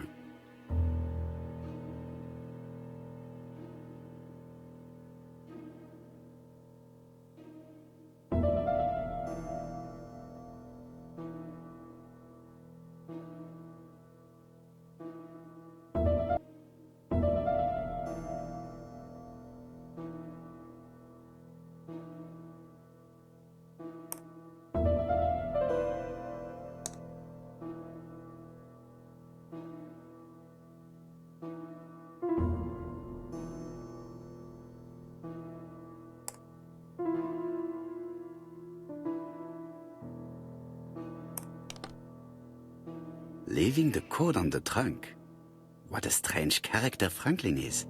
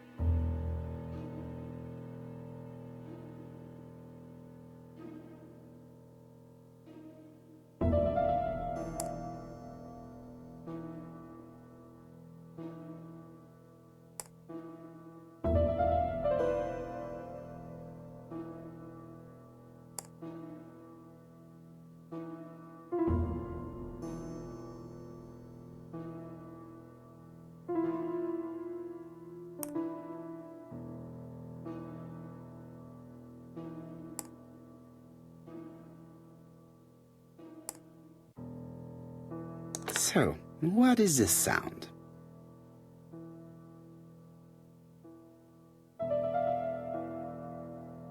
I should be able to open the trunk now.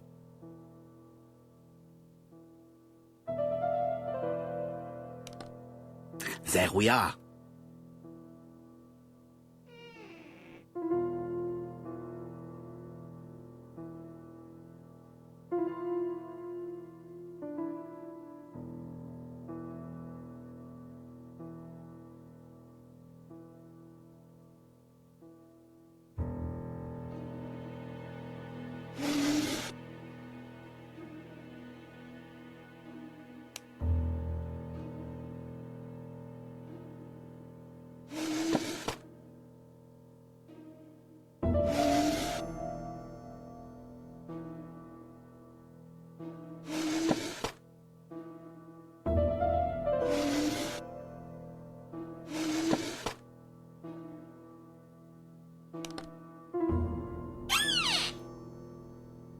Whiskey and other good quality drinks. Mr. Clark really has refined tastes. Whiskey and other good quality drinks.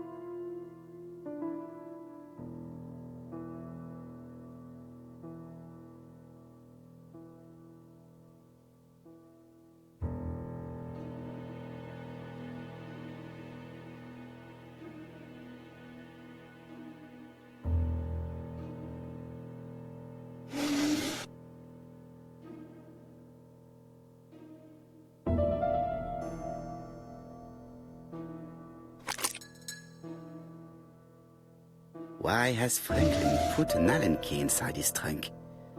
I'll borrow it for a minute.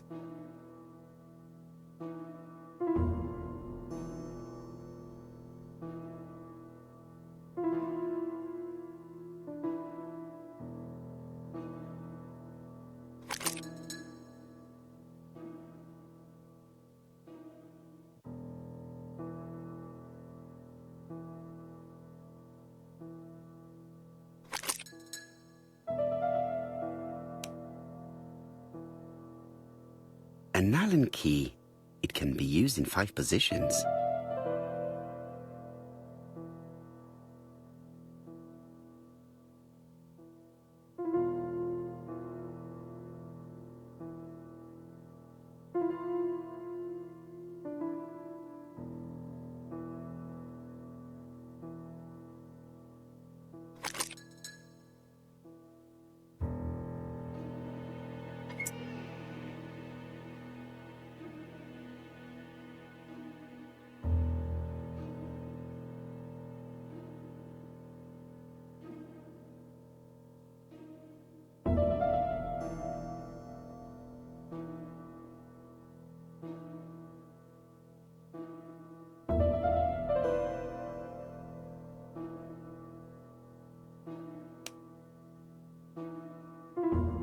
An Allen key. It can be used in 5 positions.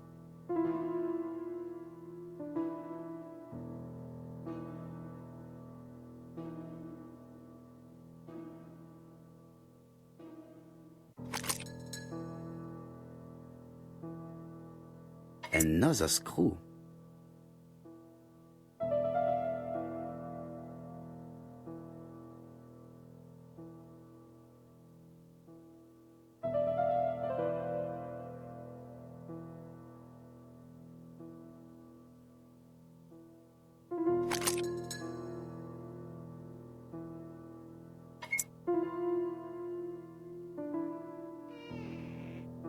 This engraving is not very easy to understand. I need to sort it out.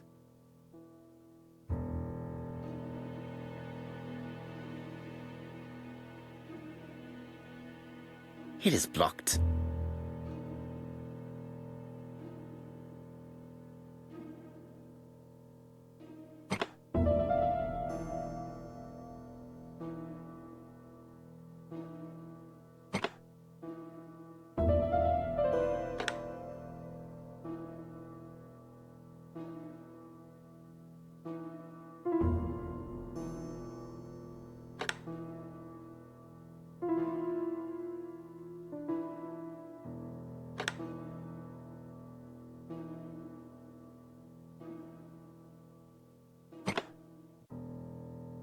It is blocked.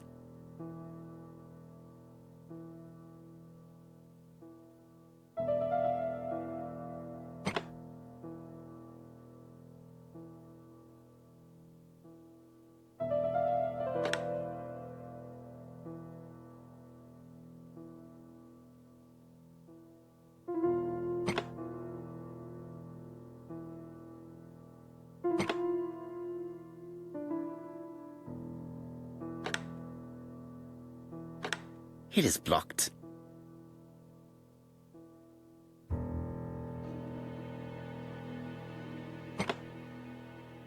It is blocked.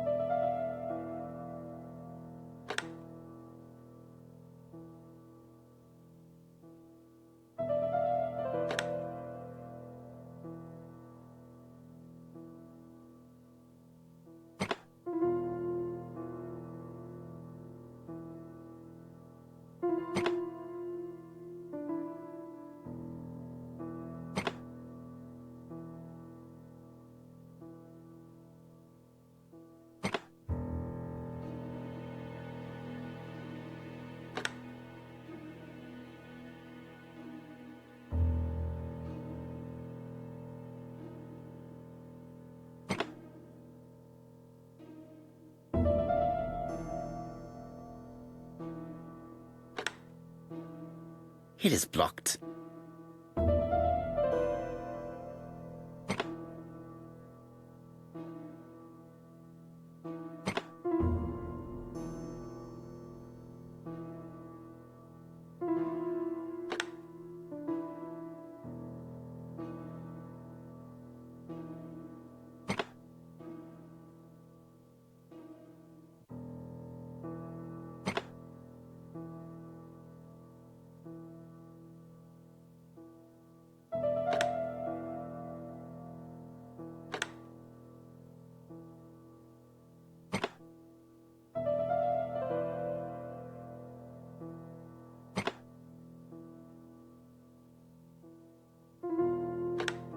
It is blocked.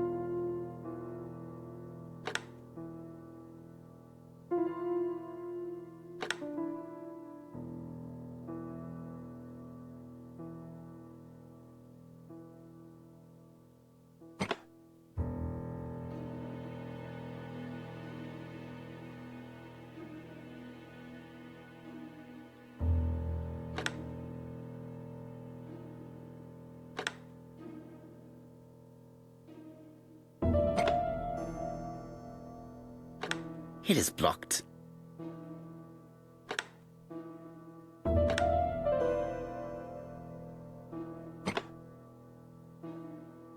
It is blocked.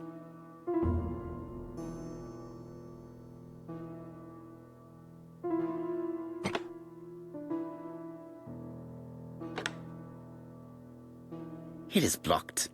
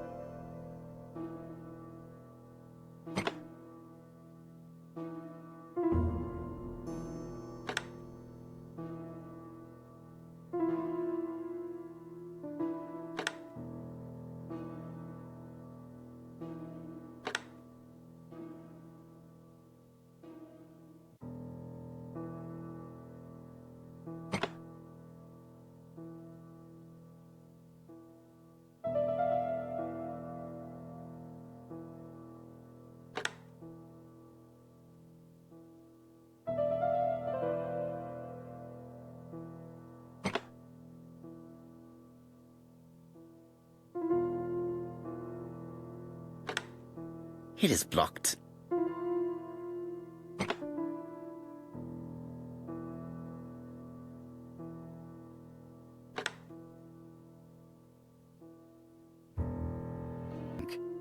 I think I heard the panel above release.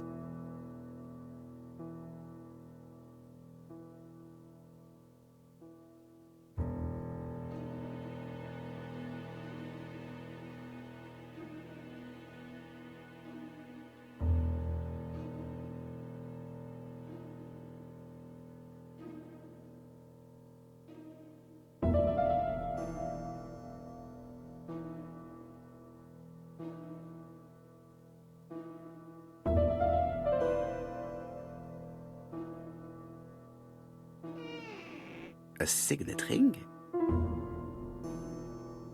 A signet ring with a code written on it. 1587. It may be useful to me.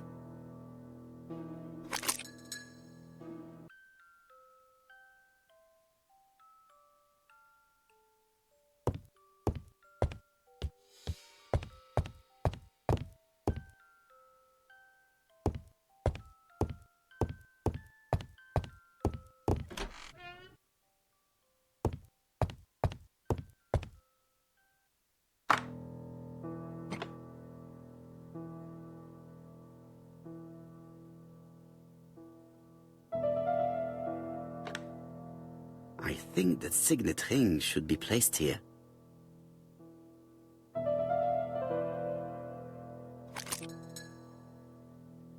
The plates around the picture appear to have unlocked. I think I've already seen these symbols on Franklin's trophies.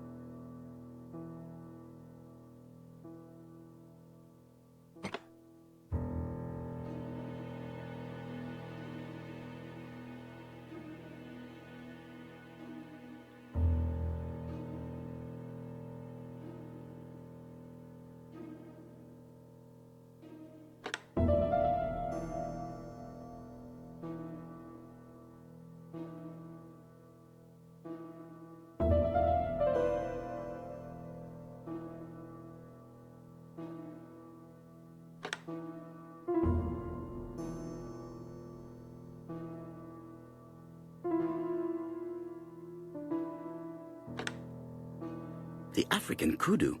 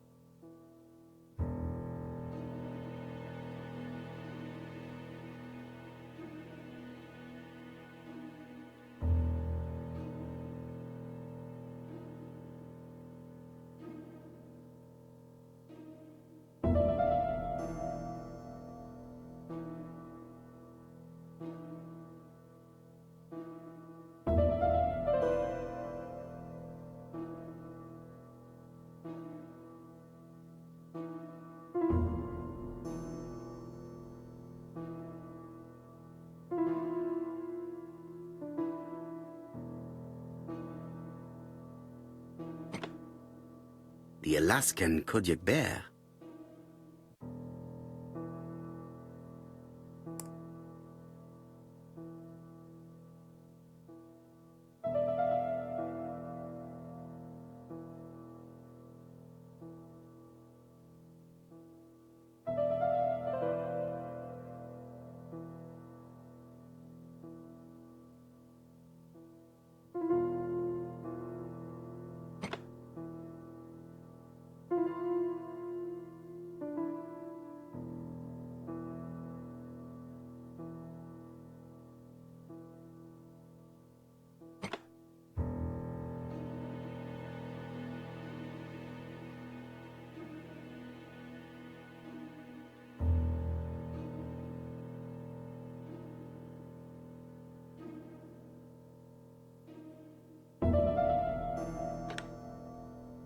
the Lion of Sumatra. I heard the sound of a mechanism. Strange way of protecting one's safe. Triangulating one's hunting sites on a map.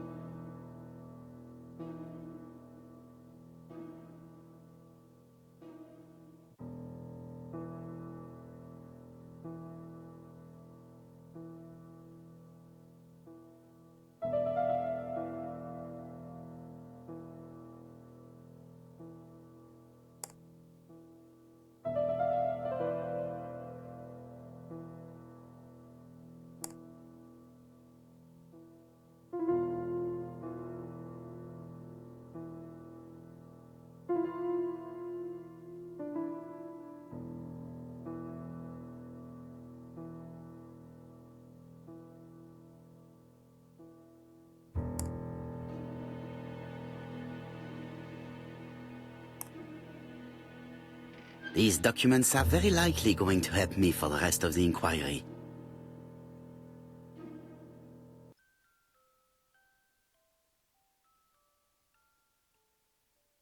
A dozen gold sovereigns, some shares for the Southern Railway and some treasury bills. This is not worth much, hardly enough to justify a robbery.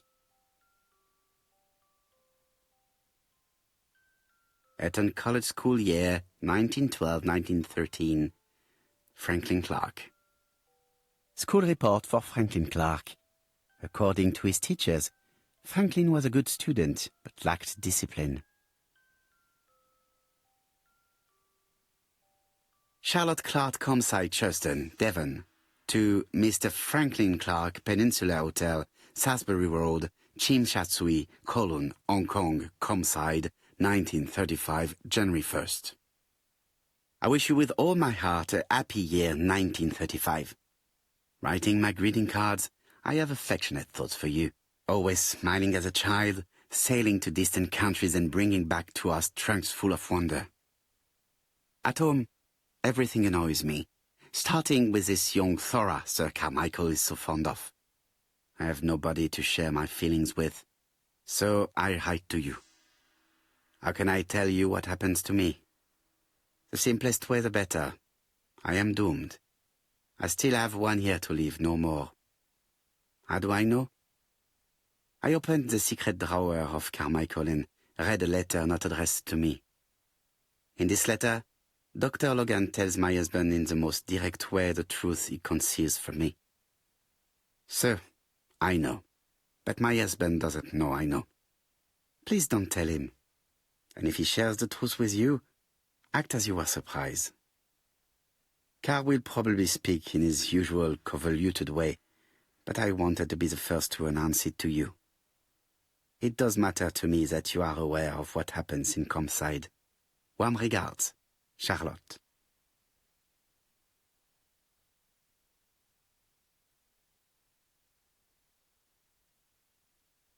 A dozen gold sovereigns, some shares for the Southern Railway and some treasury bills. This is not worth much, hardly enough to justify a robbery. Sir Carmichael Clark, Comside, Churston, Devon. To Mr. Franklin Clark, Peninsula Hotel, Salisbury Road, Tsimsha Tsui, Kowloon, Hong Kong. Comside, 1935, January the 12th. Dear Franklin, first, I wish you a good start to a successful new year. I have received your letter dated December 10th. Thanks for defending my interest against Wang, this robber. Things could have got pretty bad if you weren't a real cold-blooded guy. I envy you for that. Things go on here much as usual. Charlotte is moderately free from pain. I wish one could say more. You may remember Thora Gray. She is a dear girl, and a greater comfort to me that I can tell you. I should not have known what to do through this bad time but for her. She has an exquisite taste and shares my passion for Chinese art. No daughter could be a closer or more sympathetic companion. Life has been difficult, but I am glad to feel that here she has a home and true affection. You wrote me you want to stay in China for 1 more year or even longer. I don't object. The longer you stay, the more opportunities you will have to increase our collection. Nonetheless, you should know that we miss you here, and that Charlotte will be gone by the time you come back. I am, dear Franklin, your truly affectionate brother.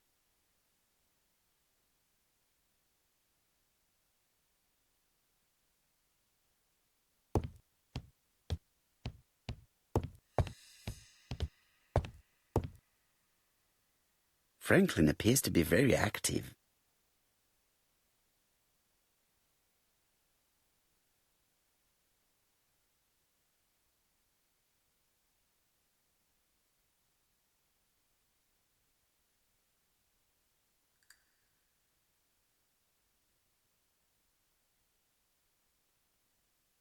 Franklin Clark appears to be a typical British gentleman, a good sportsman, a hunter, a traveller.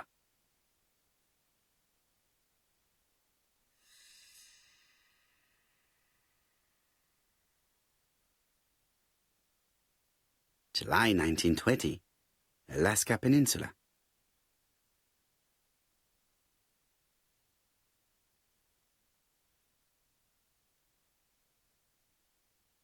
February 1922, South Africa.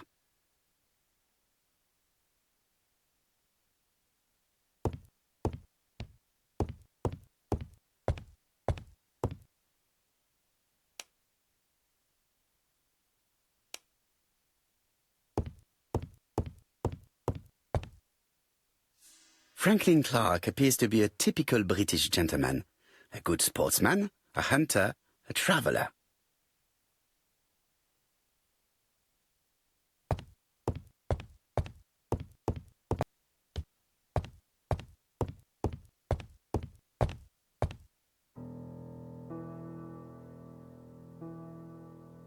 Four Chinese symbols are engraved on this padlock.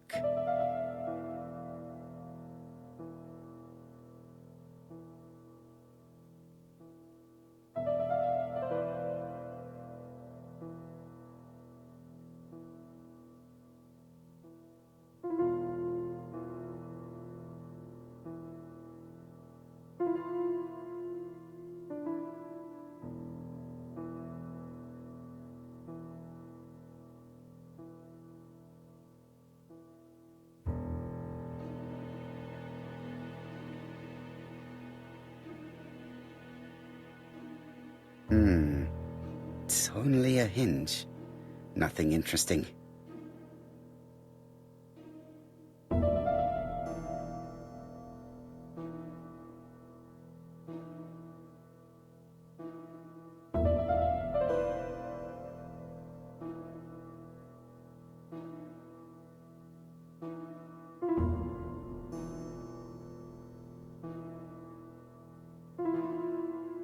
Well, the characters engraved on this disc resemble those engraved on the padlock.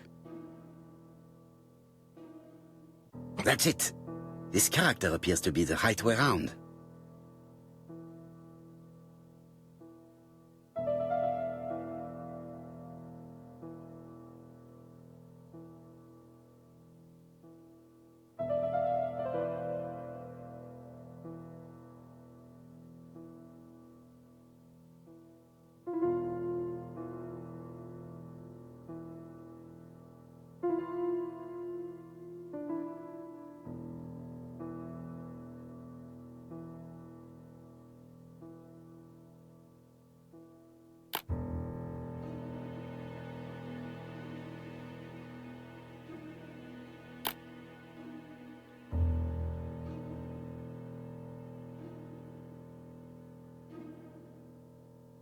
No, it's not the right code. Let us check the Chinese characters again.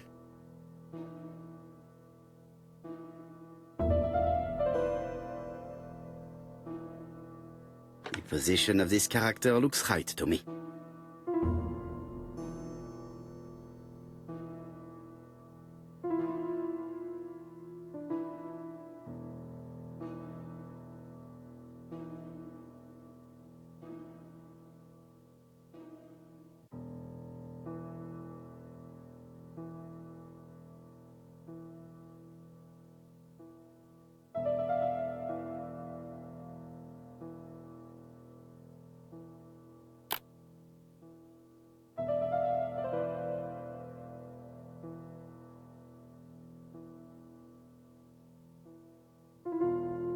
It's not the right code. Let us check the Chinese characters again.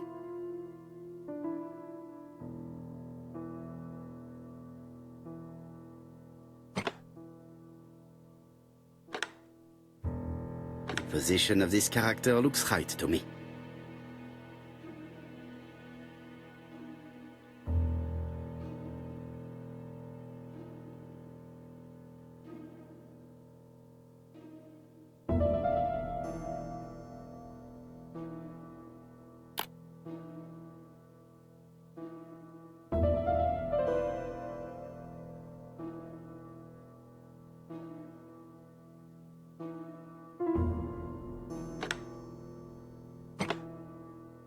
This character appears to be the wrong way round. Maybe I should look to the padlock again.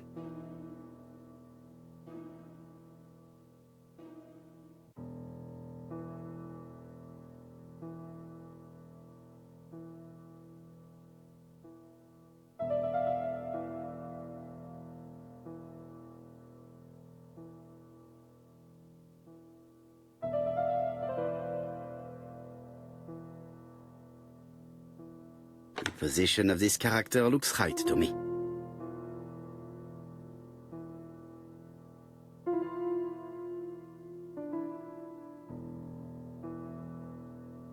Very good. All the circles are facing the right way.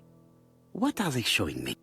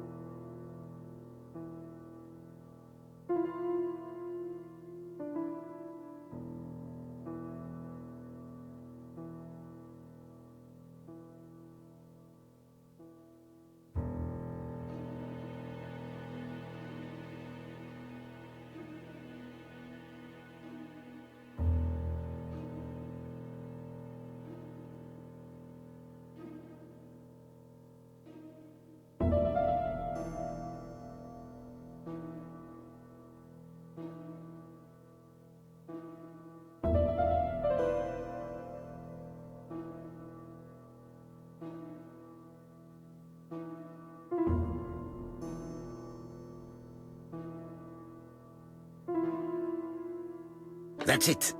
This character appears to be the right way round.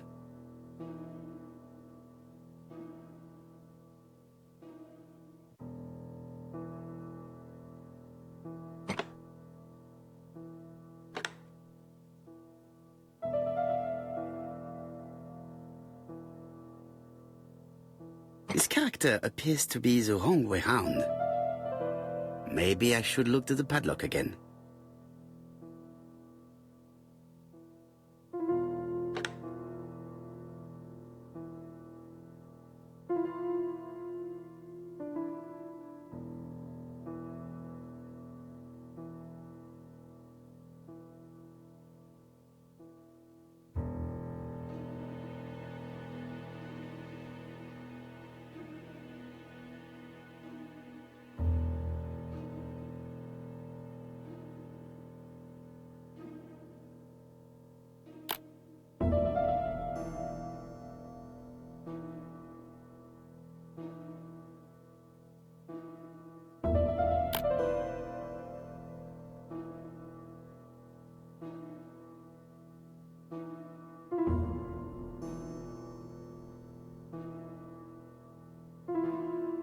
That's it. This character appears to be the right way round.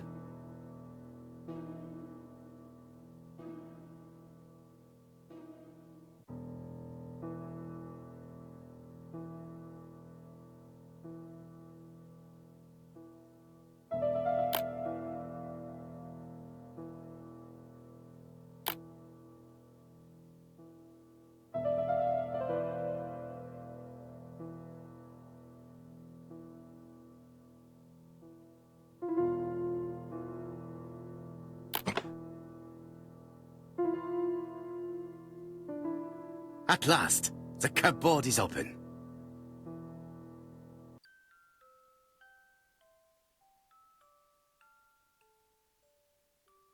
Helmet, flask and rifles. Franklin is very well equipped. The Railway Children, E. Nesbit.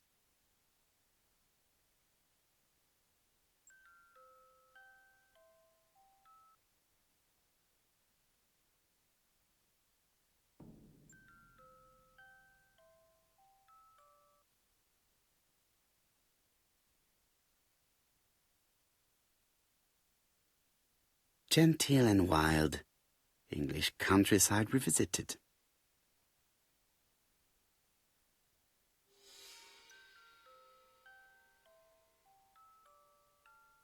The Railway Children, E. Nesbit.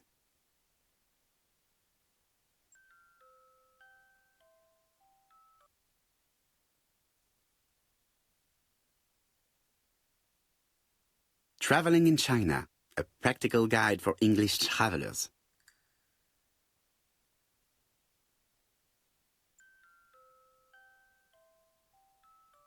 Helmet, flask and rifles.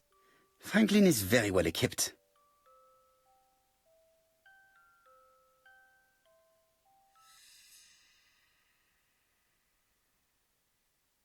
Genteel and wild. English countryside revisited.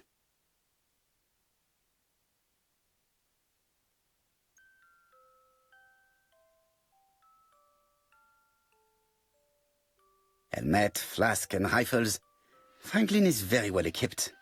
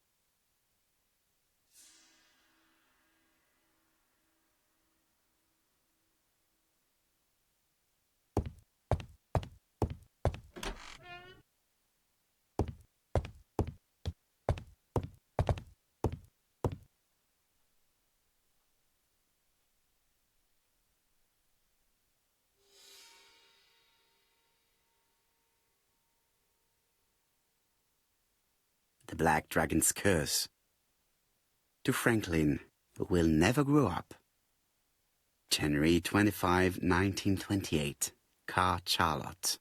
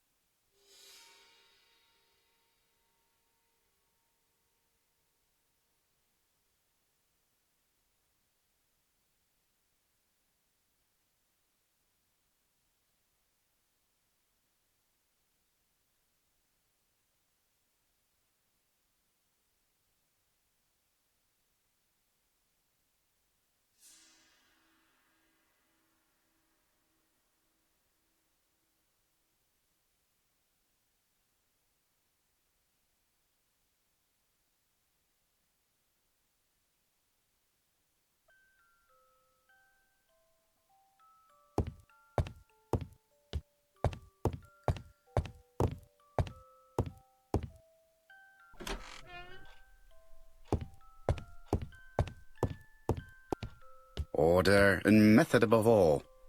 Let us finish examining the mansion while no one is around. I see some papers that were not there the first time I visited. These daggers are only ceremonial weapons. I do not think that the crime weapon is here. Valuers report property. Building land located in Comside, Churston client, Sir Carmichael Clark, April 15, 1935, Court and Brunskill office.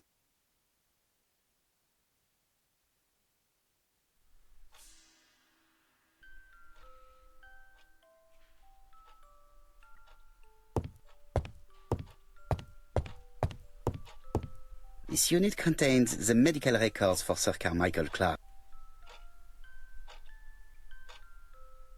Sir Carmichael's collection could rival that of a major museum.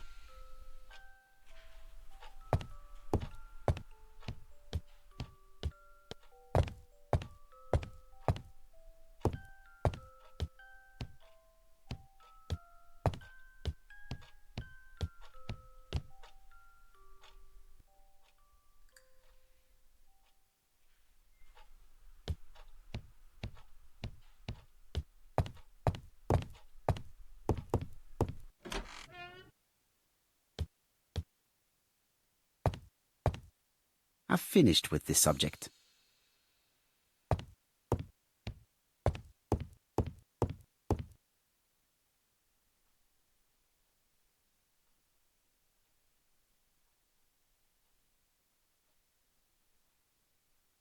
April 1925, Aceh Province, Sumatra.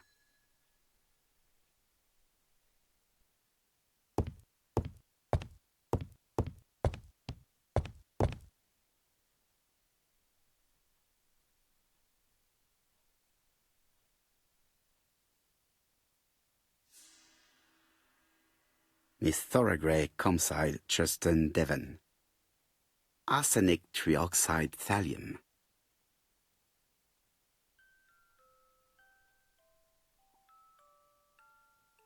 I am not going to leave Comside now. I still have some things to do.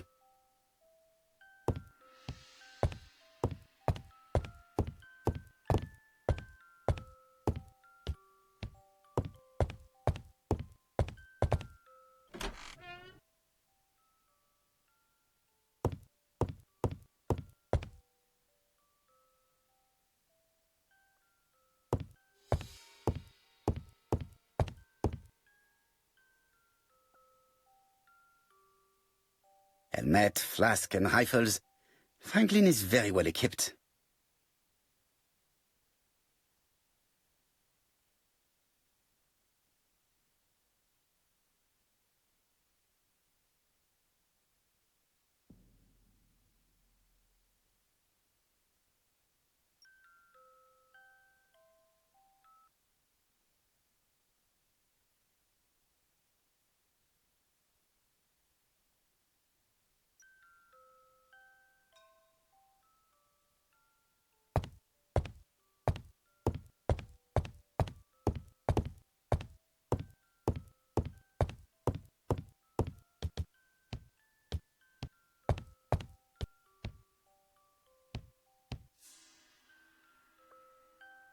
Franklin Clark appears to be a typical British gentleman. A good sportsman, a hunter, a traveller.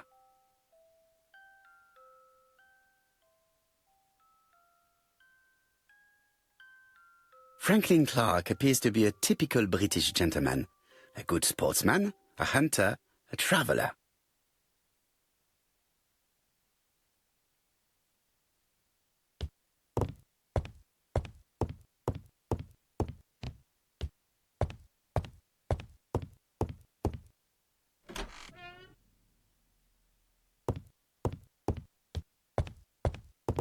Best to leave her to sleep now.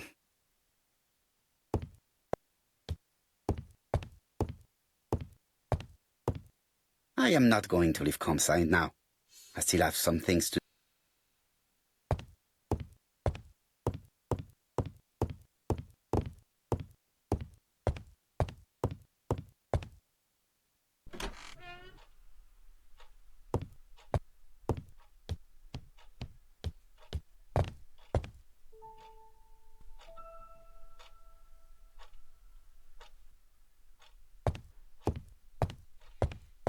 There are some very valuable objects here.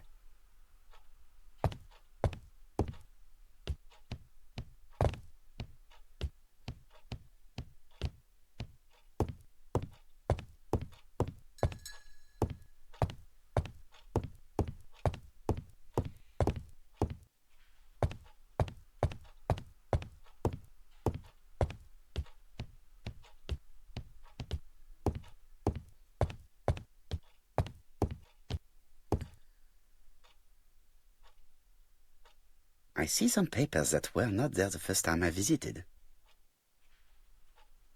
These daggers are only ceremonial weapons. I do... Valuers report property. Building land located in Comside, Churston Client, circa Michael Clark, April 15, 1935, Court and Brunskill Office.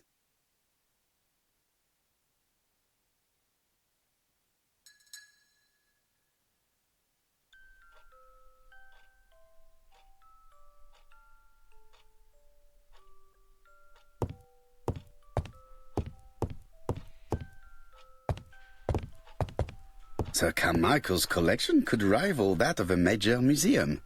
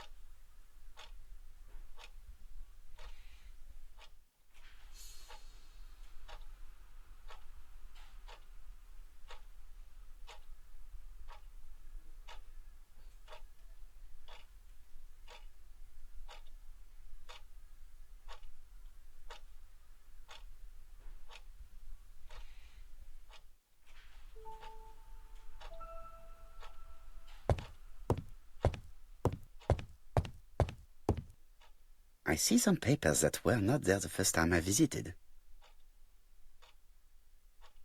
These daggers are only ceremonial weapons. Valuers report property. Building land located in Comside, Churston Client, circa Michael Clark, April 15, 1935, Court and Brunskill.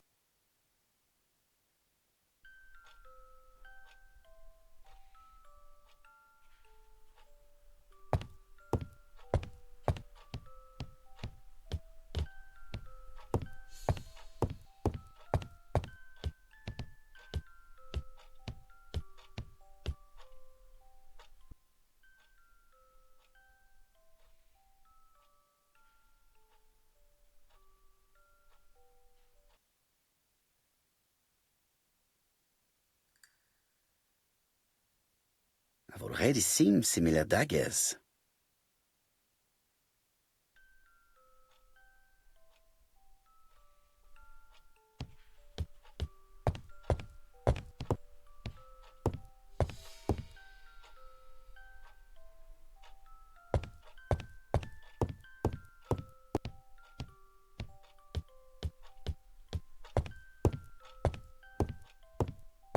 I see some papers that were not there the first time I visited.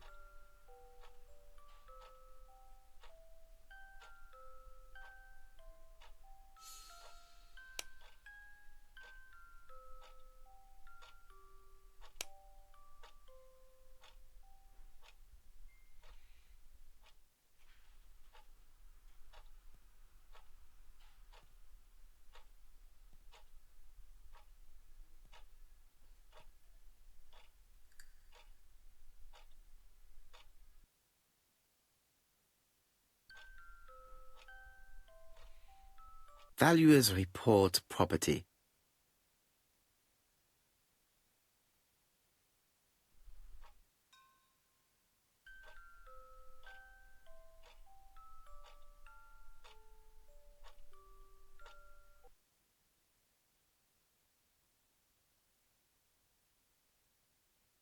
Ernest Logan, MD, Brighton Cancer Institute, 201 Dusk Road, Brighton, Sussex.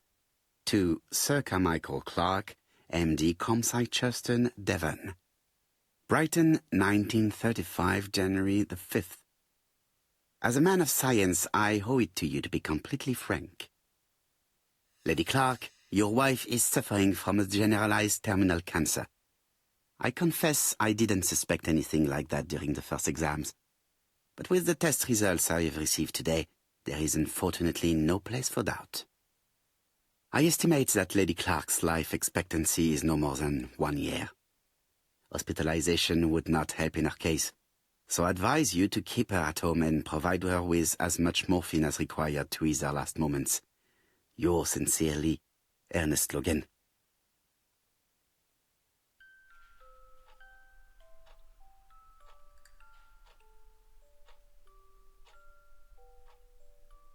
These daggers are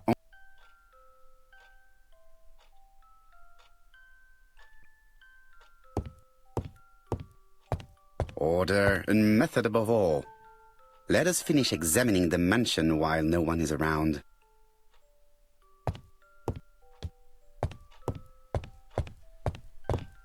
This unit contains the medical records for Sir Carmichael Clark. No dust on the records from A to D.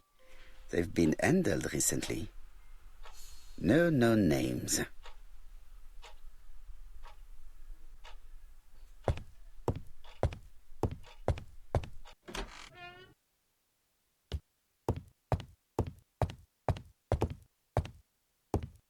I do not need to make a telephone call now.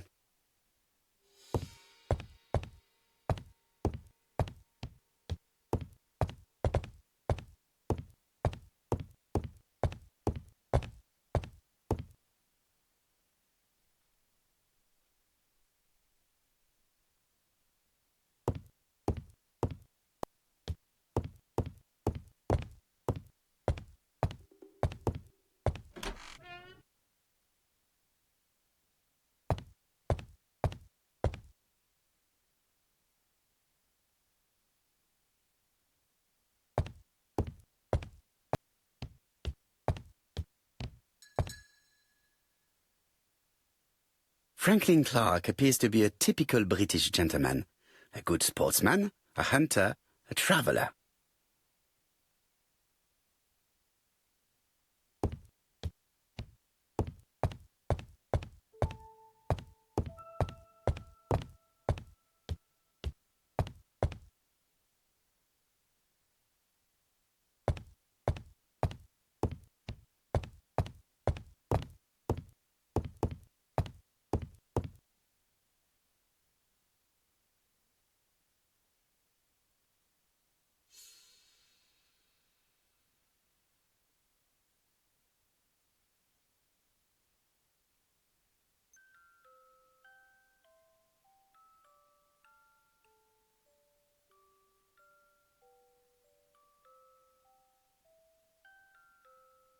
The Railway Children, E. Nesbit.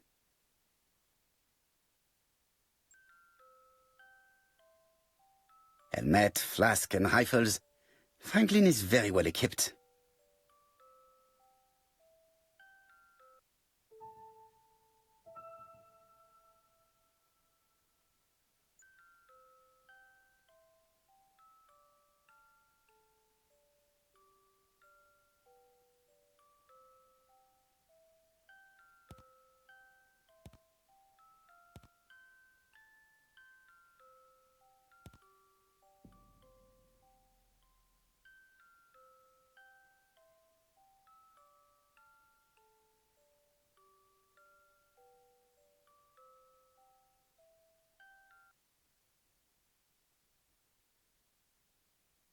Genteel and wild.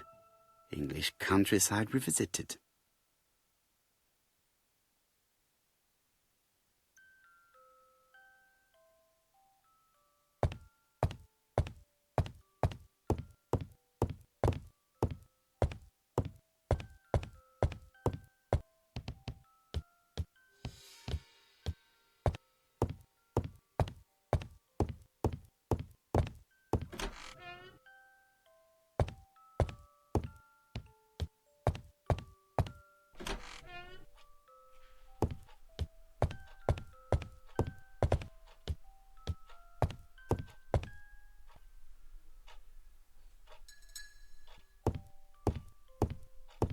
There are some very valuable objects here.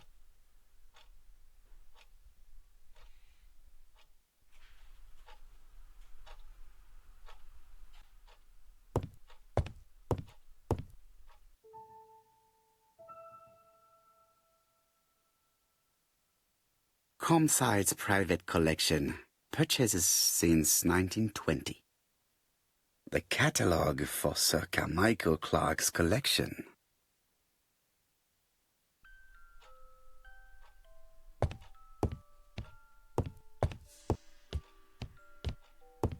Order and method above all. Let us finish examining the mansion while no one is around.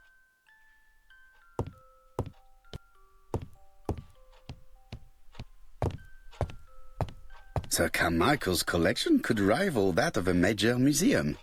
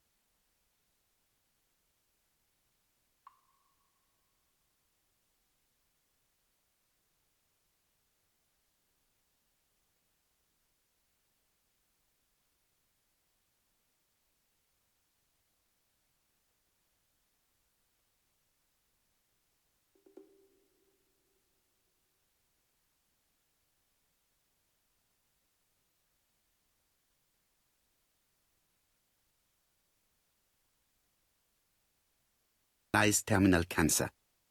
I confess I didn't suspect anything like that during the first exams. But with the test results I have received today, there is unfortunately no place for doubt. I estimate that Lady Clark's life expectancy is no more than 1 year. Hospitalization would not help in her case, so I advise you to keep her at home and provide her with as much morphine as required to ease her last moments. Yours sincerely, Ernest Logan.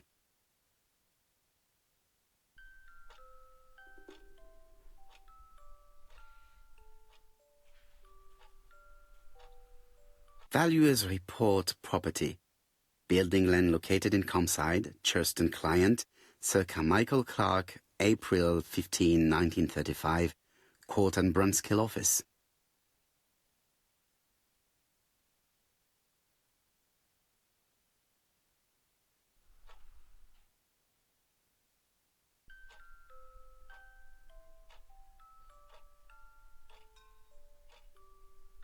These daggers are only ceremonial weapons.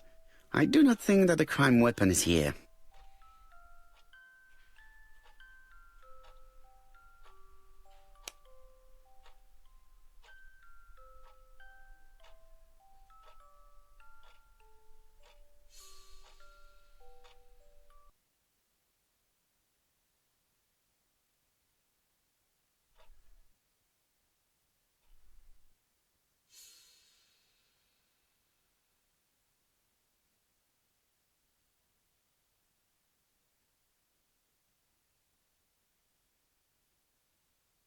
Court and Brunskill.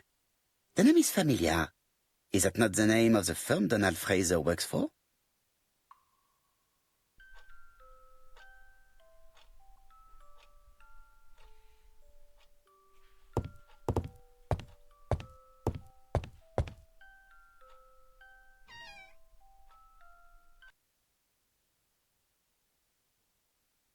Where is the horrible smell of carrion coming from?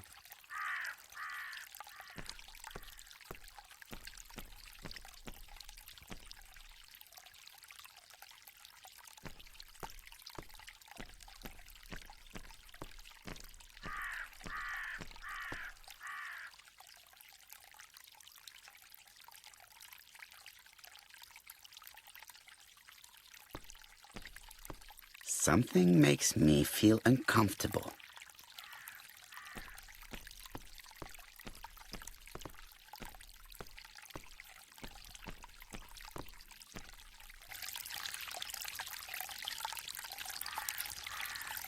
Brown pellets. Revolting. Tut-tut. The gardener does not follow the alignment. There. That's better. It is symmetrical. There, that's better. It is symmetrical.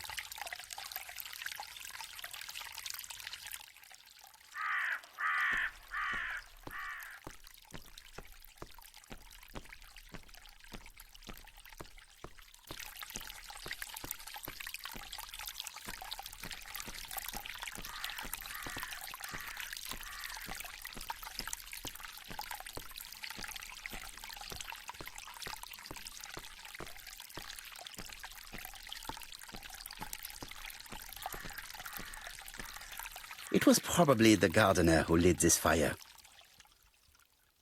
Look here. I wonder if someone wanted to get rid of these papers. This object will probably be useful to me. Let us now try and get our brain cells to work.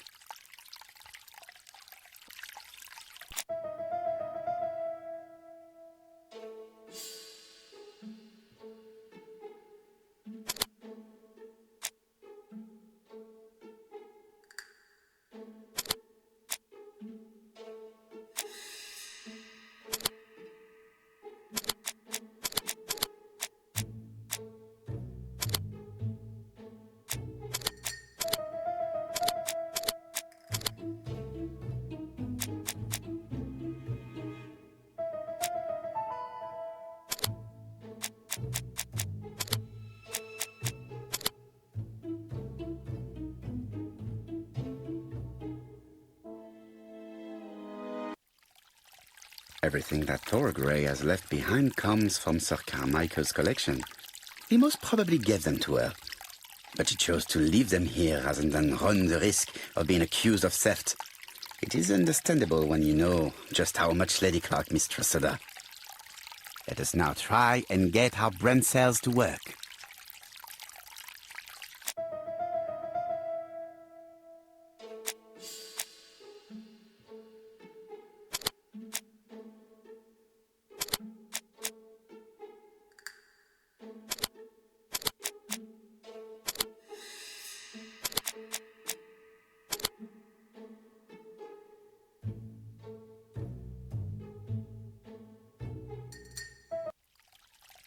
Thorgray had no reason to kill someone who only had few months left to live.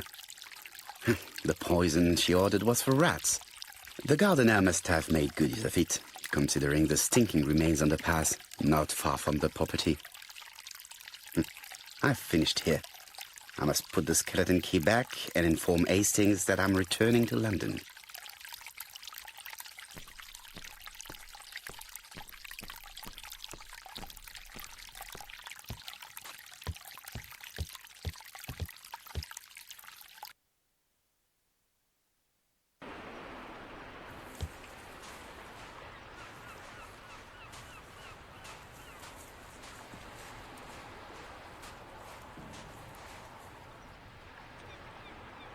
May you have peace, Carmichael. Charlotte.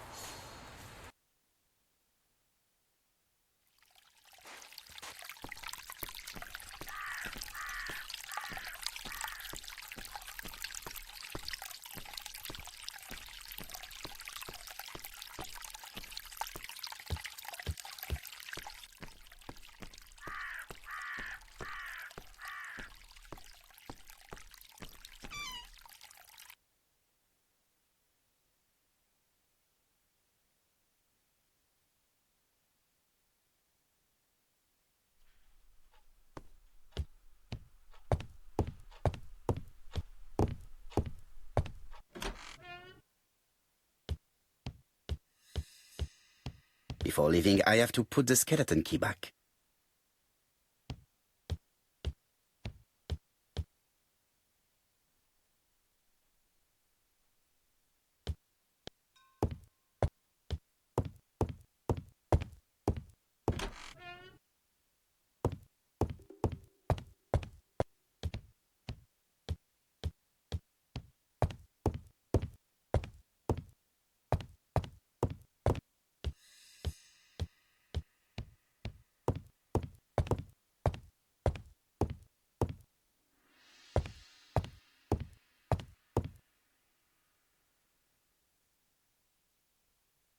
Helmet, flask, and rifles.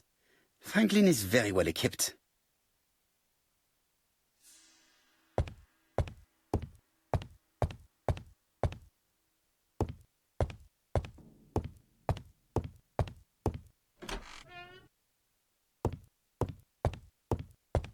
Best to leave her to sleep now.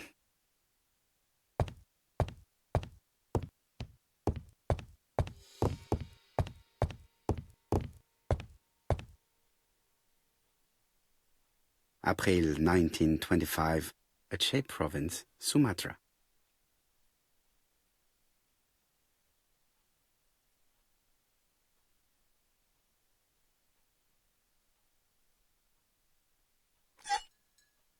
Perfect. Nothing else is keeping me here.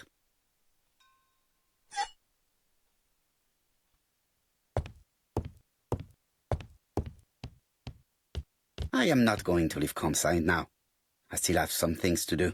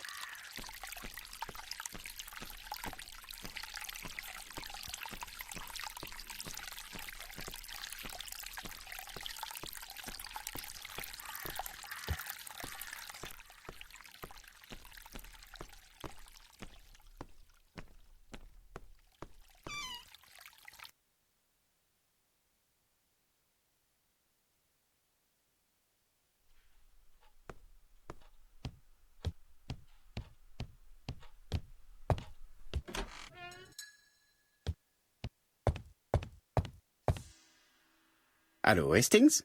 I have finished in Churston. I will take the first train. Tell me, do you know how to restore writing on a burnt document? Yes, you just have to soak a cloth with a hydrochloric acid solution and rub the sheet of paper. Then the characters appear. Bien. You have been of great assistance, Hastings. Could you please order the solution as soon as possible? Of course, but what documents do you want to read? You will see, my friend. À ce soir.